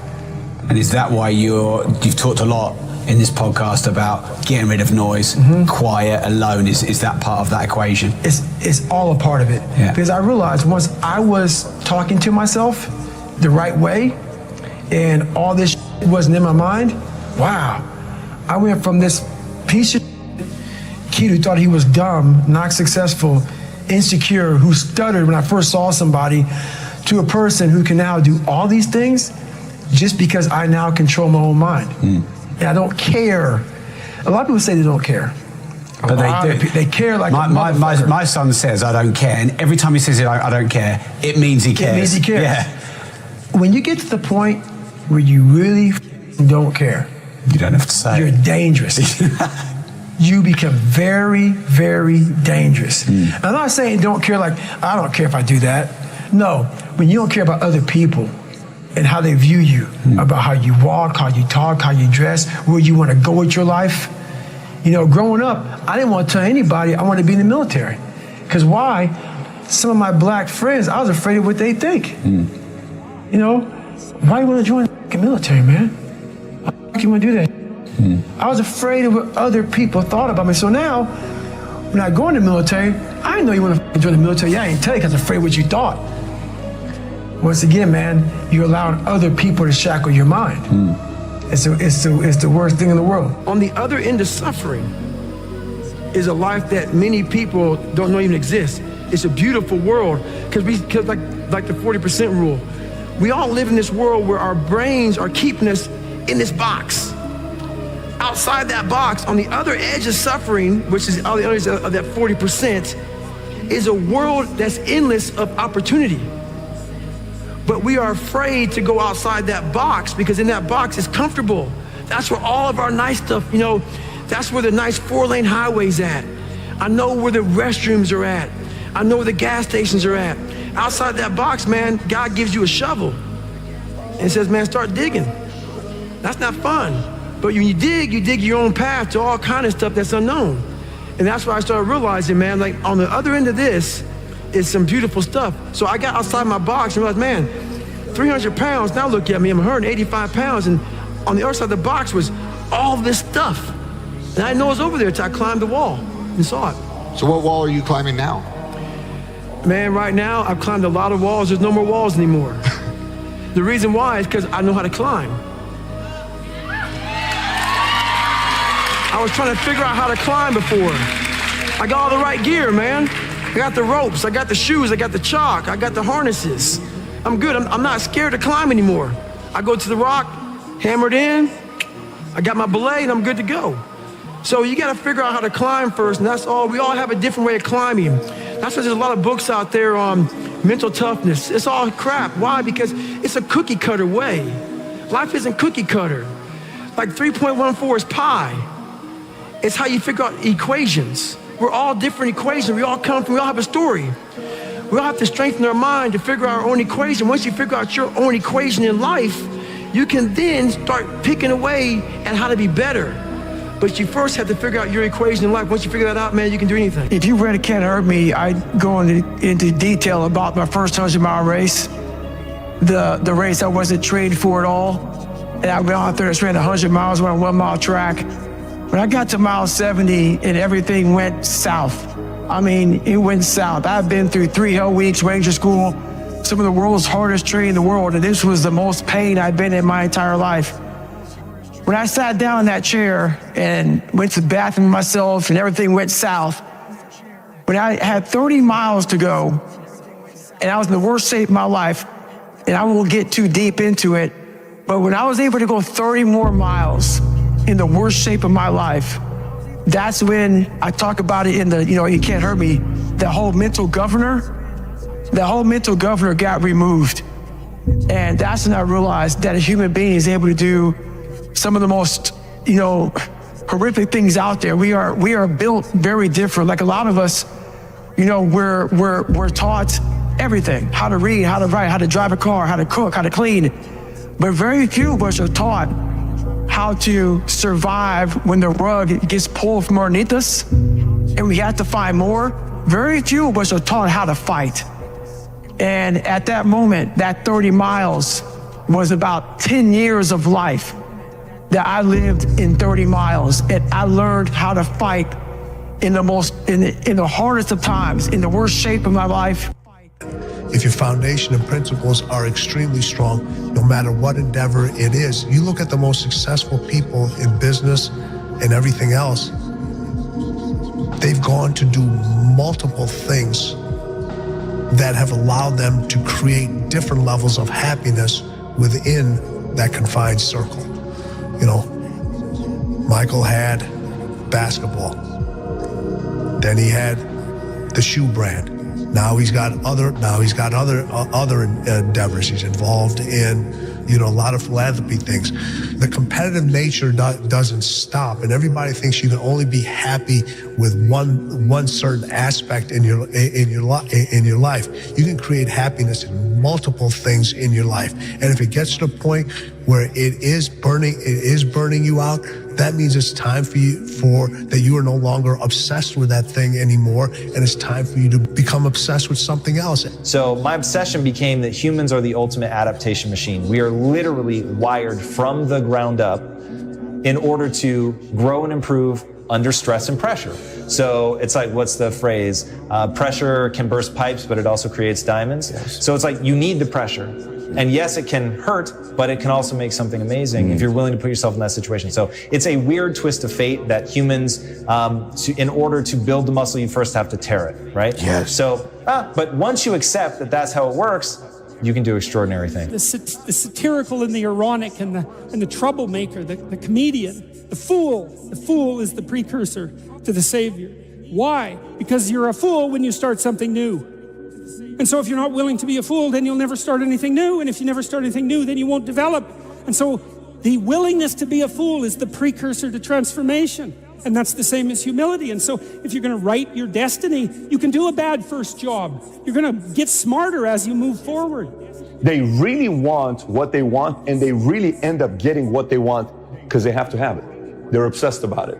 And anytime they're obsessed about it, they start figuring out creative ways to get what they want. If it's a girl, if it's a business, if it's a position, if it's a certain success, if it's accolades, if it's a certain place they want to be, if it's a certain lifestyle they want, they're gonna figure out a way to get it because they're obsessive. They have to have it. They're just wired that way.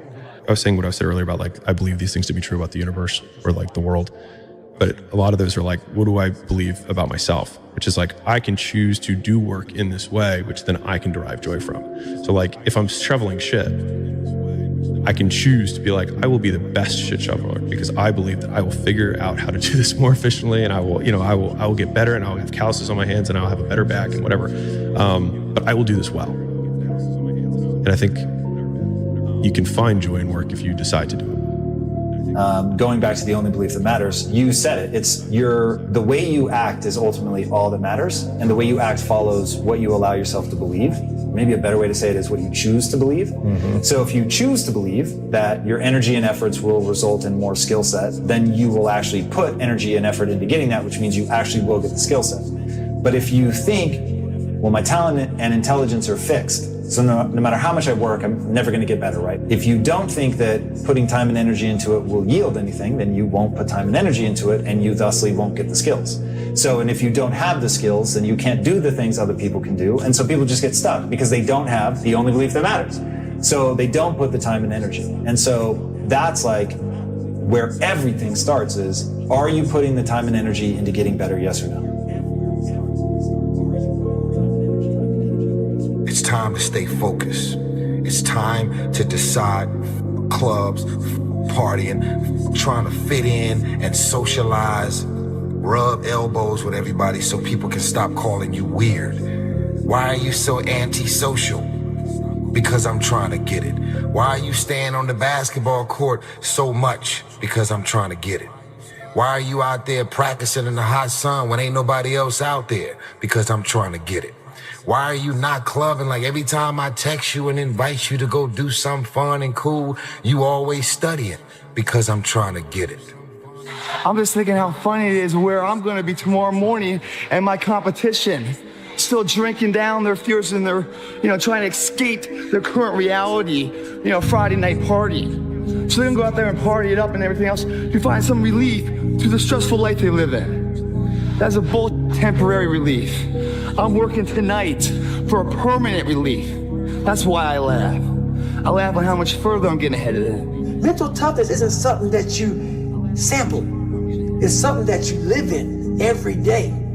So when something hard would happen to these kids, like in Hell Week, it would draw on something that made them very insecure. And they look for comfort. Whenever hardness comes, and you don't know what it is, it may be different for you than it is for me, but you go back to your insecurities. And then when you go back to your insecurities, you then look for comfort within those insecurities. And we all look for that cookie that your mom used to give you when you were sad, when you were sick. We look for our wife or our husband. We look for comfort.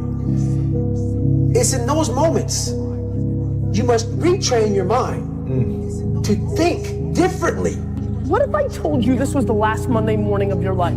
How do you stay driven? I'm gonna ask you a question. How don't you stay driven? Well, let me get this right. You won the lotto of the universe, which is you are a human being on Earth. And you're not driven, and you're not fired up, and you're not going for it, and you're willing to sit like a lump and just wait till you die? You suck. It gets harder for anybody that's living and breathing. So no matter what you do, you gotta keep moving forward. Strong in the trenches. You don't know where you're going. You're lost. You know what I mean? You have no direction. So for me, I felt like both of them together, when you have the vision and you're able to manifest, then you also put the work in, magic happens, man. Magic. That's where the magic is. But a lot of people never get there. Unfortunately, a lot of people, we're blessed that we can dream. Right? I got to get stronger. I got to train differently. The weight training program that I'm doing, I got to tailor it for an 82-game season so that when the playoffs come around, my legs are stronger and that ball gets there. So I look at it with rationale and say, okay, well, the reason why I shot air balls is because my legs aren't there. I go, well, next year they'll be there. That was it. Done. Come on, where are your values behind the scenes? What do your habits look like behind the scenes? Come on, what kind of work are you putting in behind the scenes? Come on, drop down and give me 50. Come on, write it again. Come on, believe it again. Come on, sing again, record the song again. Come on, I'm talking to that athlete. I'm talking to that musician. Come on, who are you out there? When you are committed, you give everything you have. Every single day. You are either losing ground or gaining ground. The choice is yours. But this time, make it personal. Attitude goes a long way. So again, going back to this guy here, Chadwick Boseman, rest in peace, passes away. 4 years has colon cancer, no one knows about it. He goes to the doctor. That means that this doesn't mean he's not taking care of his body. He's going to the doctor, but he doesn't advertise his pain. Sometimes it's just good not to advertise your pain. Sometimes it's good to not just tell the whole world what you're going through. I'm not telling you don't talk about it with a group of people. I'm not telling you have some private conversations with certain people. I do believe in the ability to have some kind of a form of a release. But the way people are doing it right now, posting everything on Instagram, all this other stuff, what's the point behind it? You need attention? Is that what you need? It's not necessarily mental toughness. Mental toughness people are not looking for attention. Mental toughness people are trying to get results. A big difference. I don't drink, I don't smoke, I don't F around, I don't party, I don't go out. Am I lame for that? Absolutely. To be lame in the eyes of somebody I would never want to be like is nothing but an absolute success. You see, it's only an uncertain person that needs company in what they do to feel like it's the right thing.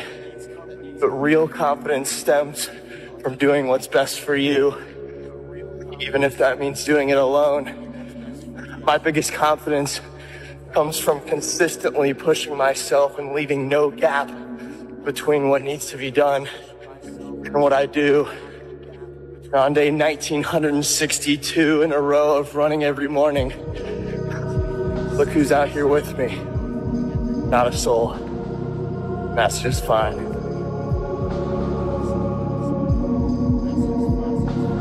There's no such thing as a free lunch. There's no magic pill. And there are no 3 easy payments of $9.99. If you want something, if you want to be good at something, you want to accomplish something, you've got to put in the time. And the minimum amount of time that you can put in is an hour a day of dedicated practice for 6 straight months. If you want to be good at something, you've got to do it every day. Like, we look at people like LeBron James. Why is he good at basketball? Because he does it every day. You look at Wayne Gretzky in hockey. Why was Wayne so good in hockey, arguably the greatest of all time? Because he did it every day. And so my number one piece of advice to people, if you want to be good at something, whatever that thing that you desire is, whatever your passion is, do it every single day. That's the real secret to success. Hustle is putting it all on the line. Hustle is waking up one day, the day before you die, and realizing you gave it your all into the parenting of your children, the building of your businesses, the philanthropy that you wanted to do. Whatever you define, it's just, all in. Well, there's a difference between something missing and am I satisfied? Right? Because I'm not satisfied. I mean, I always want to go. Like, I never get done with the end of the day and go, cool, mission accomplished. Like, it's like not even close. Yeah. E.T., aren't you ready to take a break? Yes, I might be, but listen to me. I can't. Why? Because I grind for Jalen. I grind for Jada. I grind for Dee Dee. I grind for my mother. Are you hearing what I'm telling you? I grind for Vanessa. I hustle for. So the days I want to hit that alarm clock, I think about my why. I can't quit. Achilles were like the kiss of death. Yes. Athletes. Like, yes. I don't know if I can do this. I don't know. There's so many factors. There's the surgery that has to take place. The surgery has to go well, right? And then it's a tendon. I'm not dealing with anything that's muscular or things that I can control. I can't control a tendon. You know what I'm saying? So, like, I don't know. It's a long process. But, like, when I went in the trainer's room, my kids are in there, and, they're looking at you and stuff, and I'm looking at them, and I'm like, it's all right. Dad's gonna be all right. It'll be fine. It'll be all right. It'll be all right. It'll be all right. As a parent, you gotta set the example. You gotta set the example. This is another obstacle. This obstacle cannot define me. It's not gonna cripple me. It's not gonna be responsible for me stepping away for the game that I love. I'm gonna step away on my own terms. And that's when the decision was made that, you know what? I'm doing it. Doing it. Champions keep going when they don't have anything left in their tank. That's the difference between the greats. That's what separates them. When they don't have no more, when it's over, when they're tired, when they're frustrated, when they're ready to give up, when they spent their last dime, that's when they get started. Are you hearing me? It's when you have nothing left. It's when you depleted all your money, when all your energy gone, when you have nothing left, that's when it's showtime. When you find a way out of no way, when you find breath that you don't have, when you find energy that did not exist, when you want this thing as bad as you want to breathe, that's when you find a way. You still got work to do. Stay on that basketball court. Stay on that football field. All the homies texting and calling and trying to make you feel bad about being so focused. It's grind season, homie. It's not about today. It's about the future. You do the work now. Do the work now. And all of this that you could ever want to do for your family, your kids, your loved ones, it's all going to be on a whole nother stratosphere. You you got to take ownership of what's going on in your life. When you're not where you want to be and you say it's because the boss doesn't like you, or it's because the girl treated you this way, or the guy did this, like all those things, you got to take ownership of them. And if you're blaming all these other external things, you're not going to make any changes. And that's going to be a problem.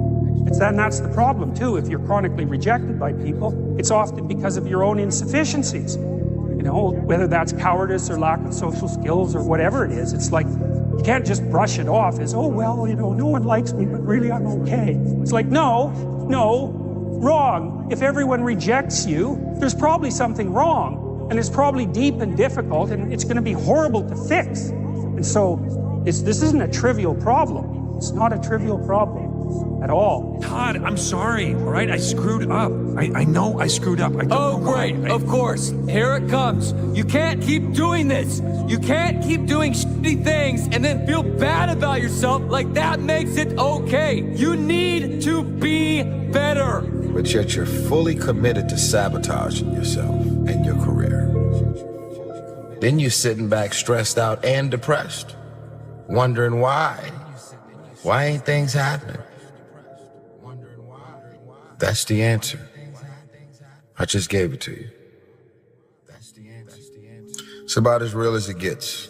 The question is, what are you gonna do next week, 2 weeks from now? You're in your own way.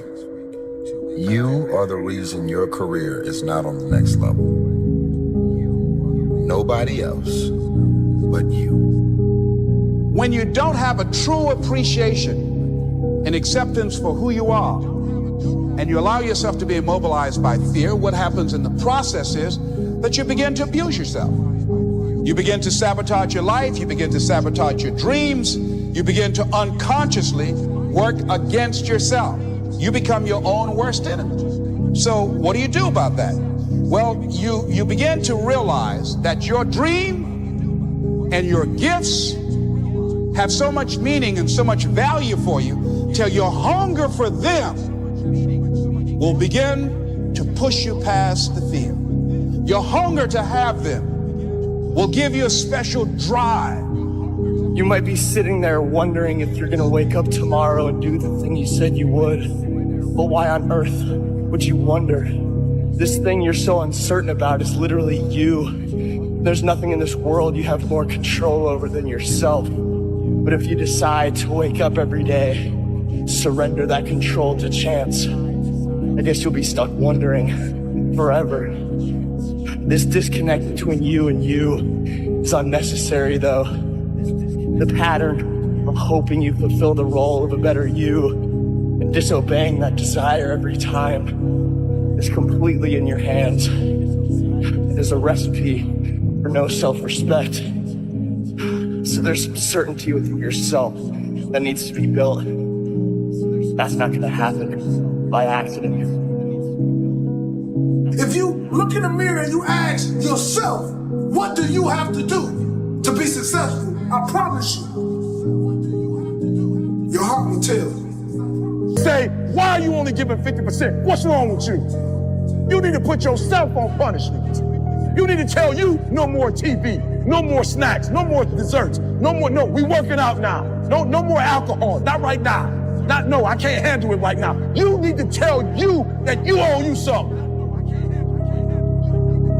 This is you versus you. Most of us, we live in a box, and we don't want to go outside that box at all, ever. Outside that box is all these possibilities of life. But what we do is we shackle our mind. We are a prisoner in our own mind that this is all I can do. This is all I'm good at. And we take away the possibilities of you can be this, you can be that, you can be all these things. And I never thought at 300 pounds I could be Nick City. Wow. So if my mind was shackled, me and you would never meet. There'd be no book. There'd be no book. There'd be nothing. So what people understand is that they live for themselves, not knowing that you have the power within yourself to change millions of lives by facing life, by facing yourself. If you're struggling, if you're frustrated with yourself, if you're at that point where you're so sick of yourself and your excuses. I've been there, Stephen's been there. This is a normal part of the human experience. And at some point, either the pain is going to get big enough, or you're going to bump into somebody's story somewhere on this planet who has been in the position that you're in right now, facing the stuff that you're facing right now.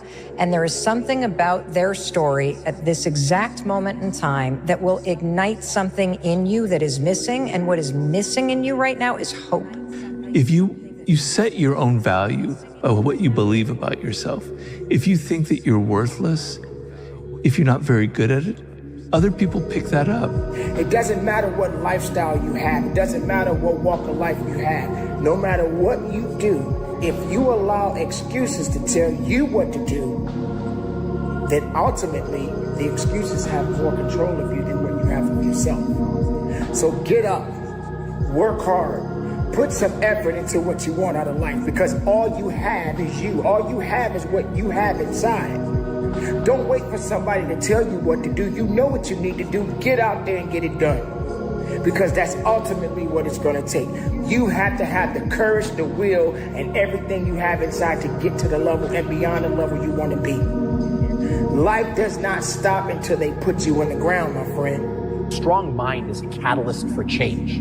When you see the best athletes in the world either perform really well or, on the other hand, completely bomb out, it's because of that muscle that lives between the ears. It's interesting to me that the comfortable route is seen as the safest path, but the undeniable disappointment that comes from giving up the ideals of the true self doesn't seem so safe to me. Don't indulge in the comfort that comes before effort, because that comfort is nothing but a lie. So what kinds of things, what kinds of thoughts are you feeding your consciousness? What kind of things are you putting in your mind that will enable you to either move forward or to justify why you're staying where you are? What really breaks my heart is how stuck people are. And that there are things you can do to change your life for the better. And if you don't have hope, and you don't have this breakthrough where you have, for just a millisecond, this insight where you go, well, what if things did work out? If you don't have that moment, most people stay so stuck in resignation. So it's time to come face to face with pain. Look yourself in the mirror and ask yourself, how much more can you take? Because what hurt you, what tried to cripple you and kill you only made you stronger. You have the capacity to whatever comes up, to handle it, to face it. And rather than feeling powerless, you begin to feel powerful. My content creators, my entrepreneurs, my musicians, come on, my keynote speakers, my captains of industries, my CEOs, from the captain to the cashier, there is more in you. Stay-at-home father, stay-at-home mother, lawyer, doctor, hygienist, author. I don't know who you are, where you're from, but there's more in you. You may be hurting, maybe dying on the inside, but you still got life left. Dreams without goals are just dreams, and they ultimately fuel disappointment. Goals on the road to achievement cannot be achieved without discipline and consistency. I pray that you all put your shoes way under the bed at night so that you got to get on your knees in the morning. What is the most important question for entrepreneurs that are listening to this conversation now, based on everything that you know and have done, that will help them that I didn't ask? I think they should really ask themselves if they love what they're doing. And if they really love what they're doing, that will be the fuel that will carry them the whole way. But there are so many people who are trapped building businesses or, in jobs that don't really love what they do, who haven't found how to use their special gifts in a way that applies to the business world. And I think so much of life is trying to figure out, what is that thing that I can do that I just love, that brings out the best in me and my talents? And I think not giving up in pursuing that is just so important. Really liking what you do, whatever area that you get into, given that, even if you're the best, there's always a chance of failure. So I think it's important that you really like whatever you're doing. If you don't like it, life is too short. If you like what you're doing, you think about it even when you're not working. I mean, it's something that your mind is drawn to. And if you don't like it, you just really can't make it work, I think. I found that nothing in life is worthwhile unless you take risks. Nothing. Nelson Mandela said, "There is no passion to be found playing small and settling for a life that's less than the one you're capable of living." Now, I'm sure in your experiences in school and applying to college and picking your major and deciding what you want to do with life, I'm sure people have told you to make sure you have something to fall back on. Make sure you got something to fall back on, honey. But I never understood that concept, having something to fall back on. If I'm going to fall, I don't want to fall back on anything except my faith. I want to fall forward. I figure at least this way I'll see what I'm going to hit. Fall forward. This is what I mean. Reggie Jackson struck out 2,600 times in his career, the most in the history of baseball. But you don't hear about the strikeouts. People remember the home runs. Fall forward. Thomas Edison conducted 1,000 failed experiments. Did you know that? I didn't know that. Because the 1,001st was the light bulb. Fall forward. Every failed experiment is one step closer to success. When you're building a company and building a product, skill matters. Intellect matters. Training matters. But it's not enough. The part of it that is important to realize about building companies is that it's a challenging and painful and oftentimes extraordinarily scary thing to do. And so unless you have passion, unless you really love the process of building the company and what you're trying to do, it's going to be incredibly, incredibly challenging. And so what I would leave you with is when you're building a company, if you decide to build a company, you have to ask yourself, what is the purpose that you're building the company for? Is it that you would like to build a company so that you can sell it, make a fortune? Is it that you would like to build a company so you can take it public? You're just a serial entrepreneur. You want to build something, let somebody else run it, build something, sell it. Whatever your reason is, be honest to yourself. It turns out that in my case, I just love the process of building things, and I love being part of something. You know, being part of NVIDIA and being part of a people and being part of a cause that is that's inspiring to me, it keeps me vibrant, and it's something that I'm willing to do for a very long period of time. You see, the greatest motivational principle in the world, is that people do what people see. And too many travel agents, they're like, or too many leaders are like travel agents. They're sending people where they've never been themselves. And you want to be a tour guide. You want to take people with you. You want to say, this is the area where I've been, this is where I live, this is the area where I lead, come along and follow me. And at level number 3, your leadership begins to gain credibility because now you are fleshing out for the people around you and you are modeling for them things that they want to see, and you are starting to produce. You know, Don Shula, the coach of the old Miami Dolphins, he said it's the start that stops most people. And he's right. It is the start that stops most people. They're always going to get ready, to get set, to get going. Well, we've got to do it, boom, just like that, move into action. See, if you don't get started, you're never going to get finished. How do we do that? Start early. I believe when you wake up, you should get up. The second you wake up, get your feet hit the floor, move into action. And you know, you'd be wise if you sit down at night before you go to bed and write down 6 goal-achieving activities. Now, that isn't go to the store, or go to the bank, or get to cleaning. It's not that. These are goal-achieving activities. Write down 6 of them. And when you wake up in the morning, you move into action. You know where you're going to go. You don't even have to think about it. Step into action and get on the first one. When you get it done, forget it and go to the second one. Don't think about the first one. Focus on 2. Don't even think about 3. When you get 2 done, go to 3. But knock them off one at a time. If you don't get them all done, just move them over on to the next day. Now, that doesn't mean if you only get 3 done that you have 9 the next day. There are 3 of the 6 that you're going to do the next day. 6 goal-achieving activities. And when you wake up in the morning, move into action on them. Quit holding yourself back. Don't wait. You say, well, I really don't know how I'm going to get started, and the way will show itself. It just appears.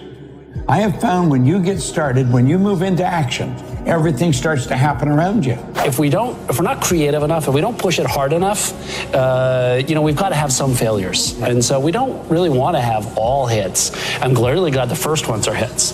But, the sign that you're right at the edge of chaos, the edge of creativity, is that some stuff doesn't work. Now, why do you want to be there?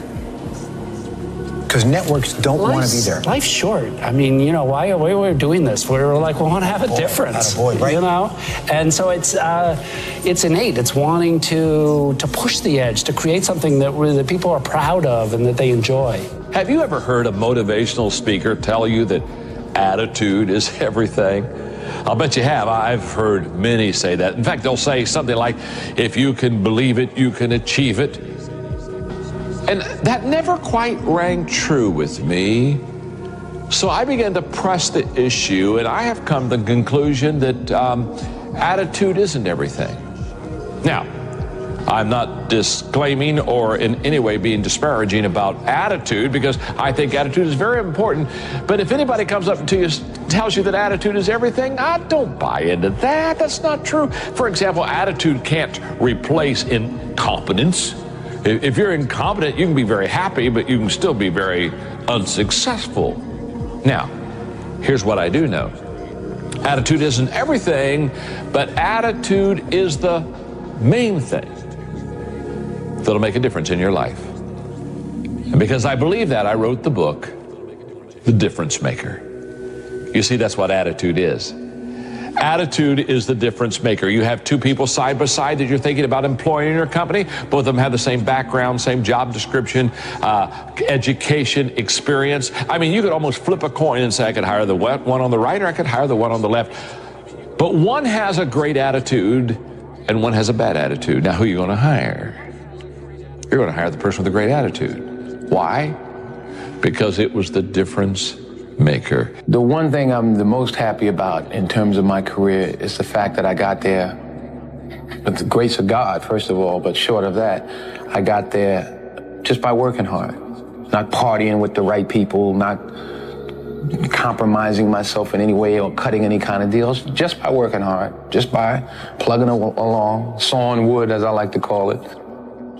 I'm a 20-year overnight sensation. I always believed that you need to understand the reason why your business work.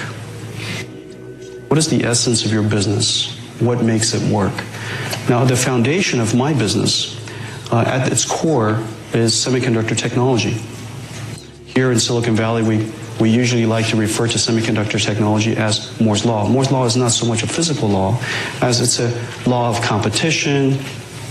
It is a law of challenging engineers. It's a law almost of setting pace. And Moore's Law approximately gives you twice the performance every year or 2. And so understanding the fundamental ingredient of our business improves by a factor of 2 every year. And simultaneously reduces in cost by a factor of 2 every year. Most people don't use their imagination constructively. Most people use their imagination destructively. They imagine what they don't want. We've got to consciously and deliberately imagine what we do want. If we will take and sit down with a pen and ask ourselves, what do I really want? What do I really want? And write it down. And then make a written description of it in the present tense. Writing causes thinking. Thinking creates an image. And you get these images going, you're building a vision in your mind. It's the visionaries that's changed the world. Think of that. The fact that I can sit and look into this camera, and you can sit and look at me on your phone, or on your TV, or on your laptop. That was the result of somebody's vision. Do you know everything you've got, the clothes you wear, the house you live in, this microphone that's in front of me, it was all the result of somebody's vision.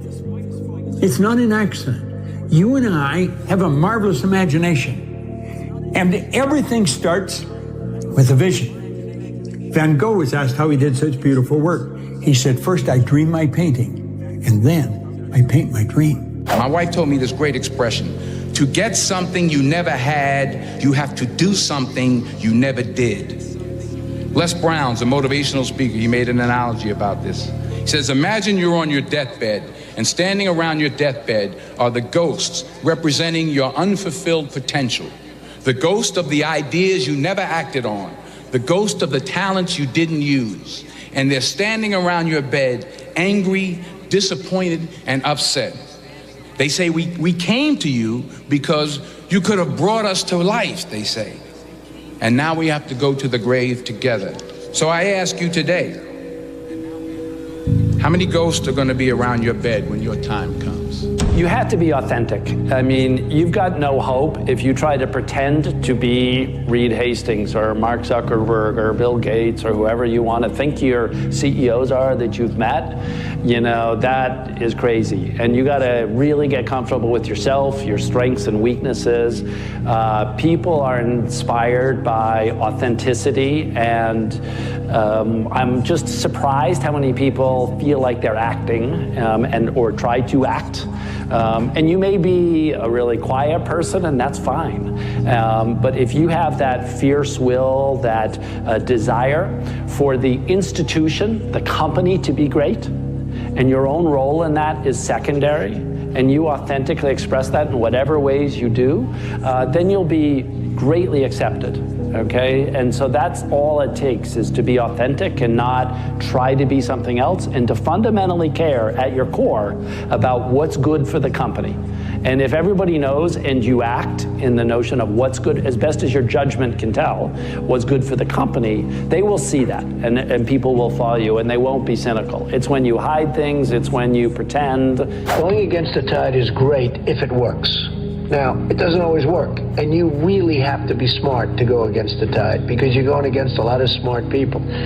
But when you get it right, you'll end up better, whether it's Microsoft or Google. I mean, so many people that have really hit big have gone against the tide. But you have to have great confidence in yourself. You have to be the right person. There are very few people that can pull it off, but when you pull it off, it's great. Same thing in real estate. You go against the tide. People are selling, you're buying, the tide changes. You don't pay a lot of attention to reviews and those kind of things? Well, you know, you're always affected by opinion, but the more opinions there are of you, of me, the less I look at them, because I just can't live my life based upon what other people think about me. So I can't concern myself too much with what other people think. You know, it's just not healthy. I don't think I could continue to do what I do if I was constantly worrying about what somebody thought about it. What is something that you believe today that 40-year-old Jensen would have pushed back on and said, no, I disagree? There's plenty of time. Yeah, there's plenty of time. If you prioritize yourself properly and you make sure that you don't let Outlook be the controller of your time, there's plenty of time. Plenty of time in the day, plenty of time to do anything, to achieve things. Yeah, like, to do anything. Just don't do everything. Prioritize your life. Make sacrifices. Don't let Outlook control what you do every day. Notice I was late to our meeting, And the reason for that, by the time I looked up, oh my gosh, Ben and Dave are waiting, it's already. We got time. Yeah, exactly. That's didn't stop this from being a great chat. No, but you have to prioritize your time really carefully, and don't let outlook determine that. I have in my travels occasionally met promising young people who insist they are not going to ask for help along the way. They want to figure it out themselves. Mine was the opposite approach. It is hard enough out there. Get all the help you can. Getting help really is just a part of a lifelong search for wisdom. I know you've brought up Bobby a couple of times, and considering that Samir and I have worked closely together for 13 years, I'm curious, what is it about your relationship with Bobby that has allowed you guys to work well, to work efficiently, to get through problems together after all these years?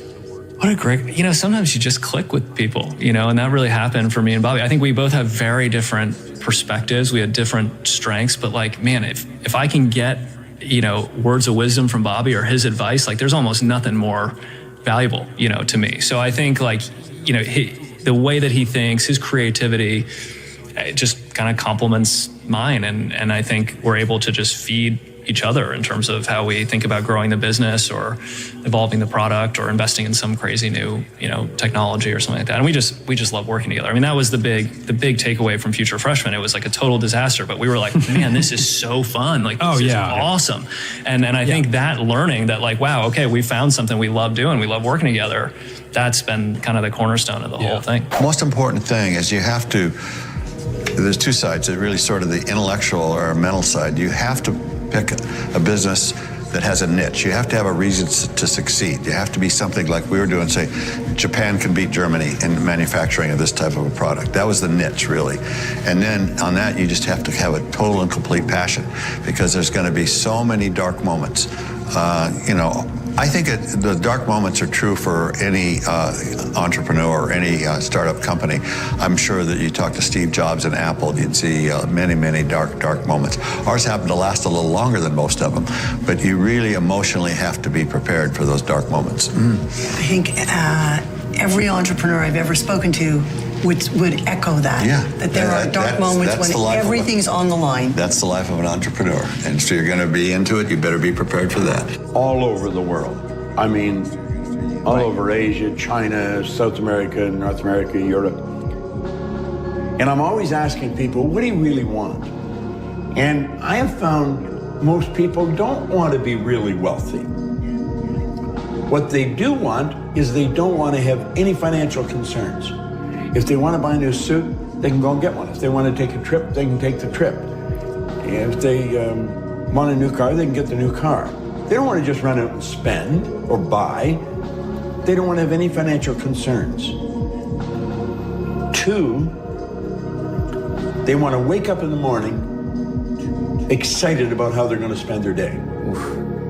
And the 3rd, they want to mix with people who are upbeat and creatively productive. These are the 3 things that people really want. So in answer to your question, if somebody's watching, what's the first thing they should do? Well, the first thing they should do is understand why we have goals. Not just to set a goal, because most people don't set goals right. They're operating with a limited level of consciousness, so they're thinking, if I could get a little more money, and if I could get him to help me and her to help me, and this happened, then I could do this. Maybe this is get a new car.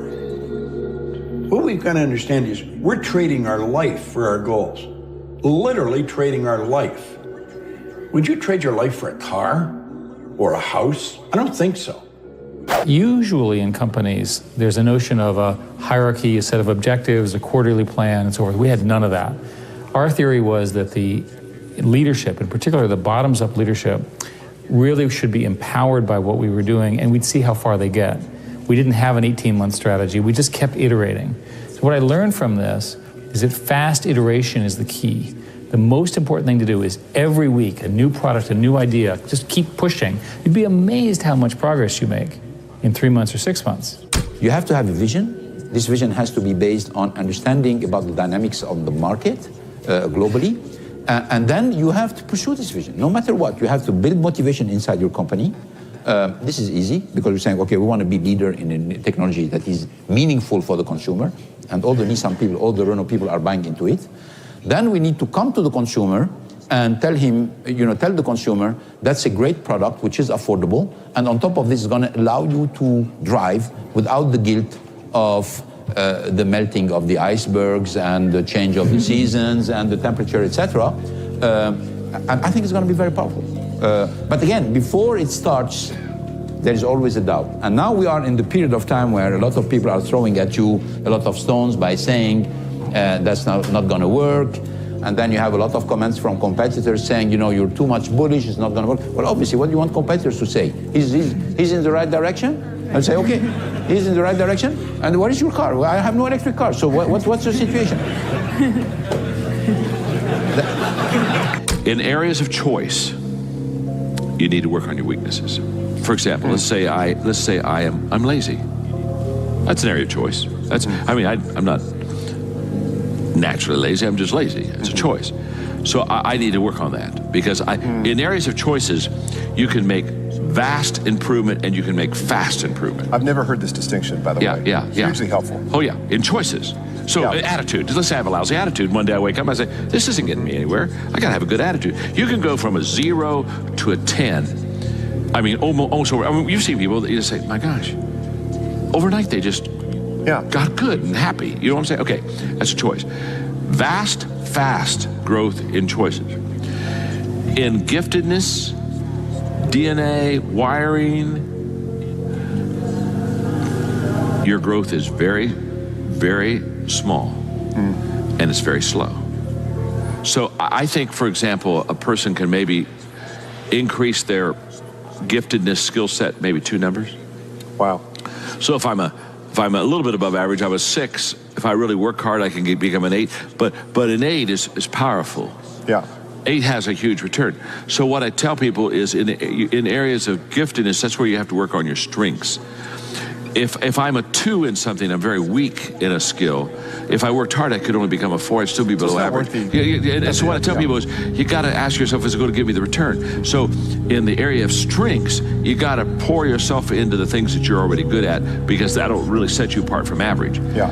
But in areas of choices, go for those weaknesses, because you and I don't you know people that are highly skilled but they have a lousy attitude, or they're not self-disciplined, and they're never going to get anywhere, and they're not going to get anywhere because they didn't. So in areas of choices, work on your weaknesses, but in areas of strengths and skills, just work on your strengths. I would say I've always believed that a strong mission statement's really important, and I have to say we've never succeeded at it. It's like this odd thing. We've had them every year for 15 years, and they're constantly different, and now we're also cynical. We're like, come on, we're trying to make people happy. I mean, that's the fundamental thing is in consumer service. We're trying to be better, and us in Disney and Mission aren't that different. There's a bunch of different tactics at it, but we're an emotional product. We cater to the things that are important but not necessary, and I love that part about it, because like when you're selling milk or penicillin, you're selling something somebody needs, and we get to sell something you want, okay, that you choose to do because it's really cool. It's human. To be entertained and connect to people over entertainment. And so we celebrate that a lot, and we want to change the industry. But in terms of like a mission statement, like so many companies have, Facebook talks about a more connected and open world. And then you see that phrase again and again and again, and it's a powerful mantra. We don't have an equivalent. And I think we probably would have been stronger if we do. In the early days, it was to connect people with movies they'll love. And it's okay, but it's kind of like the long, kind of awkward phrase, connect people with movies they'll love. And, it's just not punchy. And then so like we used it, we had t-shirts, and then it didn't really motivate anyone, didn't really stick. But we knew we were trying to make people happy with DVDs, and then eventually with streaming and original content. So it didn't hold us back much. Growing up in India, like many of you, I got my first telephone when I was 12. In my case, it turned out to be a rotary phone, so it wasn't that great for selfies, but I still loved to call my friends, play with it, and sometimes take it apart. That telephone cemented my fascination with technology.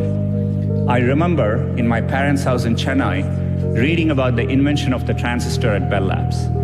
Of course, that initial invention helped found what became known as Silicon Valley, and out of that came companies like Fairchild Semiconductor and Intel and all the computers and software that we all use today. You can draw a direct line from that invention to the technology that powers your Twitter feed or your WeChat messages today. I remember reading about that and thinking, it's the idea that matters. It didn't matter where you come from or what your background is. One revolutionary idea, one brilliant invention can unleash other entrepreneurs to revolutionize industries in ways you could never predict. If you were talking to a young entrepreneur today, what would you say about how a great team gets put together, about the role of a CEO in supporting, shaping, interacting with that team? Yeah, a man's life and death. I think even today, as big as Nike is with over 60,000 employees, the key thing is people. So when you're starting out, obviously, getting the right people that's life and death. And then not only the right people, but getting them to work together and work for a common purpose. I've always said 2 9s working together will beat 2 10s working apart any day. And how do you do that? Well, pick the right people is number one, and then giving them the environment and maybe a little bit of leadership that allows them to keep doing that. And the environment for good, for the ability to get different people to work together. I'm looking for sort of how you would articulate what is that thing you put in the environment? Well, now you're getting into management, and there's all kinds of different management styles that and you have to kind of recognize that each person is an individual. So there's, but I always liked Sparky Anderson, the manager of the Cincinnati Reds. He says, do you treat all players the same? Hell no. He says, if Johnny Bench wants a day off, he gets it off. Or a rookie wants a day off, I said, get your ass out on the field. And I think that's a good management principle by itself. Someone who's pitching you, what don't you want to hear? Everyone asks what you do. What don't you want to hear? I want to hear that everybody is focused on this new architecture, and anybody who's coming in with plans based on the earlier architectures, you're not going to make it. You need to be on scalable plans that solve real problems. It's so easy to solve a local problem. You need to dream bigger. Over and over again, we hear ideas that are interesting in a local context, but they're not big enough. So dream bigger, right? As a general statement about society, we need to ask the harder questions, and we need to ask for stronger solutions. There is a global emerging consensus around issues and so forth. Together, we're very strong. So going on perhaps a decade of running simultaneously two global companies, how do you get the stamina to keep going and to stay fit, personally and mentally and physically? Well, somebody said with little discipline, you do little things. With a lot of discipline, you do a lot of things. And with total discipline, there is nothing which you cannot do. It requires a lot of discipline. I mean, obviously, because you're going to move from one world to the other, from one culture to the other, from two completely different companies. You have jet lags, organization. People are expecting you when you come down from a plane after 14 hours flight to be fresh and ready for them. They're not expecting a CEO to come and say, oh my God, he's jet lag, he cannot answer a question. They want you to be on the go all the time. So this requires a lot of discipline. You have to organize yourself. If you know you're going to do this job and you accept the job, you have to organize yourself in order to do it.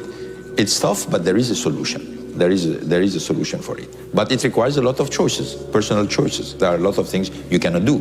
There are a lot of things you can do, but you're going to do them within a certain order, but particularly with a lot of discipline. Brands are, one of the most interesting parts of business. But I mean, basically a brand stands for something. It creates an emotion in a person's mind, either positive or negative, that brings out all kinds of reactions to that brand. And when we got to start our own brand and have our own name, we were very ambitious in some of the things that we wanted it to stand for. But I mean, as you stop and think about brands around the world, from Sony and Coca-Cola and Rolls-Royce, where they all stand for very different things, but they all create an emotional response and something that's really strong and powerful. Are you going to be able to make products who are hits? Okay, first question. After 1-2 years, we started to renew the product lineup. We had some hits. Some of them are major. How do you know you have a hit? It's not the media writing about it. Is how much profit are you making from this car? That's the way you have it. The 350Z is a hit. The Murano is a hit. These are some of the most profitable cars we have ever had. That's the way. I mean, it's not only that the media is saying this is a great car and people are buying it, because you can have a great car, people buying it, and not make one nickel on it. It doesn't mean that it's a hit. What the real hit is, the product has to be successful, but at the same time you need to sell as much as you think the potential is, and make money out of it. That's the real demonstration of it. The thing which attracted me to Google and to internet in general is that it's a great equalizer, right? And so to me, I've always been struck by the fact that Google search worked the same as long as you had access to computer with connectivity, if you were a rural kid anywhere, or if you were a professor at Stanford or Harvard. And to me, I want Google to strive to push to do that, not just build technology for a certain segments, right? For me, it matters that, we drive technology as an equalizing force, as an enabler to everyone around the world. The people you hire define the culture, whether you like it or not. So Larry and Sergey, when they started the company, said, we need to have really smart people. So they hired a rocket scientist, and they hired a medical doctor, and they hired a Stanford graduate who had been a professional football player, because they figured that they wanted normal people who had done something exceptional. So in my case, I was a pilot, and I had done other things, and they said, okay, you're good enough. The CEO has to have something besides being a CEO that makes them interesting. And everyone had something. And I would go around and I'd say, well, what's special about you? It's like Sesame Street, what's special about you? And what's special about you? But there was always an interesting story. So another lesson I learned is that you don't hire generic people. You hire people who've had some kind of stress or achievement or whatever. The best people to hire, by the way, are CFOs who've gone bankrupt. Because boy, have they been through the war. And on the CFO side and the finance side, you want somebody who's not going to happen again. And you only go bankrupt once, by the way. Your first book, The Art of the Deal, begins with a simple sentence that many people might find hard to understand. You say, I don't do it for the money. Can you explain that? Well, I do it because I love it. If I didn't love it, I wouldn't do it. I have bad days, I have good days, I have days somewhere in the middle. But the end result is I love what I'm doing, and I don't do it for the money. And I make money because probably I'm not doing it for the money. I do it, and I do it well. I'm the biggest developer in New York. I love building buildings. I have a lot of fun building buildings. The fact is, I do it for fun. I do it for game. I do it for sport. I happen to make a lot of money doing it. If I didn't enjoy it, if I didn't really love what I'm doing, I wouldn't be successful. I wouldn't be sitting with you today. What's the implication of that for someone watching this who wants to create greater wealth? What's the message in that, do you think? Well, the message is you have to love what you do. If you do it for the money alone, it's probably not going to work. I have friends where I tell them, get out of this business, which is a good business, and go into another business, which isn't as good a business, because they like the other business better. They'll do better in a less good business, so to speak, than they will in the better business because they like it. Never, ever give up. Just keep going forward. Never stop. It may seem like you have no chance. It may seem like it's over. Never, ever quit. If you're a quitter, I hope you quit right now and stop watching immediately, because you'll never make it. Enjoy the journey, not the destination. A lot of us delay our happiness. When I get to this level, when I get my degree, when I get the kids, when I get married, I'm going to be happy. Enjoy the journey. Enjoy the whole step, the whole process. Every day that you get up to strive for whatever it is you're after. I'm a goal-oriented guy. Yeah, absolutely. But you don't celebrate when you get to the finish line. Celebrate all along the way. Celebrate all along the way. Yeah, man. I don't agree that you should narrow your focus. What I believe is that you get the best outcome when you make the broadest appeal in terms of leadership and excitement and so forth. And we worked very hard to make that happen. But there were other things. For example, we would refuse to do exclusive deals with people, but I would explain to people, well, we don't really do exclusive deals, but we only have the capacity to work with one, and it's going to be you, right? So that there are other ways of achieving those kinds of things. So I'd be careful to conclude that you should do a small thing All success starts from doing one thing really, really well, but you'll recruit better with a broader vision that's credible and that you can articulate. But go back to that selling the dream, right? What you do is selling a dream. If you can't sell the dream, then you're not going to be successful. From our perspective, and I think it's true for in technology in particular, the world keeps changing, as I said earlier. So, big part of what I focus on at any given time is, making sure we are innovating and building products for the future. It's just got to be a normal course of how you think. And so, we are constantly thinking about what to do next. So, Android is very popular. People are using smartphones. But, I always sit and think about what is the next version of how people use computing, right? And so we are thinking about, things like virtual reality or augmented reality. So these are all new areas, but we are constantly thinking about it. And so you have to do that on a constant basis to push forward. I think most people are confused about money. Most people don't have a healthy relationship with money. There are the people who think that money is everything, that money is the only important thing in the world and you need to chase it down and it's your duty and responsibility and obligation. It's like, it's number one. The person walking into my house or my place of business, that's my next suit, that's my next payment, that's my next whatever. It's only focused on money. And there's other people who think money is the root of all evil and that money is a bad thing. Money is a tool.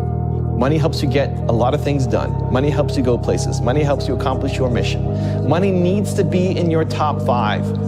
It's just not number 1. Money needs to be in your top 5. If money does not become important at some point to you, if it's not in your top 5 priorities, you'll never make money and you'll always be by yourself, struggling, trying to figure out how to make something work. But it's not number 1 either. If you put money above all else, you'll end up doing a lot of work that you hate and you never get good at it just because you're chasing opportunities. This is a big reason why so many entrepreneurs fail. You're just chasing the hottest thing for this year that you don't have a passion or interest in, and then you lose because the people who love that destroy you. When I first started doing this, helping entrepreneurs, I never thought I was going to make money. My first speaking gig, my first option to help people, was in Canada in my hometown of Toronto, was at a YMCA. It was a free event. They had an entrepreneurship program. They asked me to come and speak to their members. It was free. I wasn't getting paid to do it, just wanted to help out. I just sold my business. I wanted to give back. I was saying yes to everything. I actually didn't even know what I wanted to do next. And so I show up, and it's this big room full of chairs, and only 3 people show up to that first event. Only 3 people. And other people to do. You're lucky in life when you find it, and you can't guarantee you're going to find it in your first job out. But I always tell college students that come on, I say, take the job that you would take if you were in. Happier if you've got 2X instead of X. You're probably making a mistake. I mean, you ought to find something you like that works with that, and you'll get in trouble if you think that making 10X or 20X is the answer to everything in life, because then you will do things like borrow money when you shouldn't, or maybe cut corners on things that your employer wants you to cut corners on. Or it just doesn't make integrity, intelligence, and energy. And he said if the person didn't have the first 2, that the latter 2 would kill him. Because if they don't have integrity, you want them dumb and lazy. You don't want them smart and energetic. It never bothered me if people disagreed with what I thought.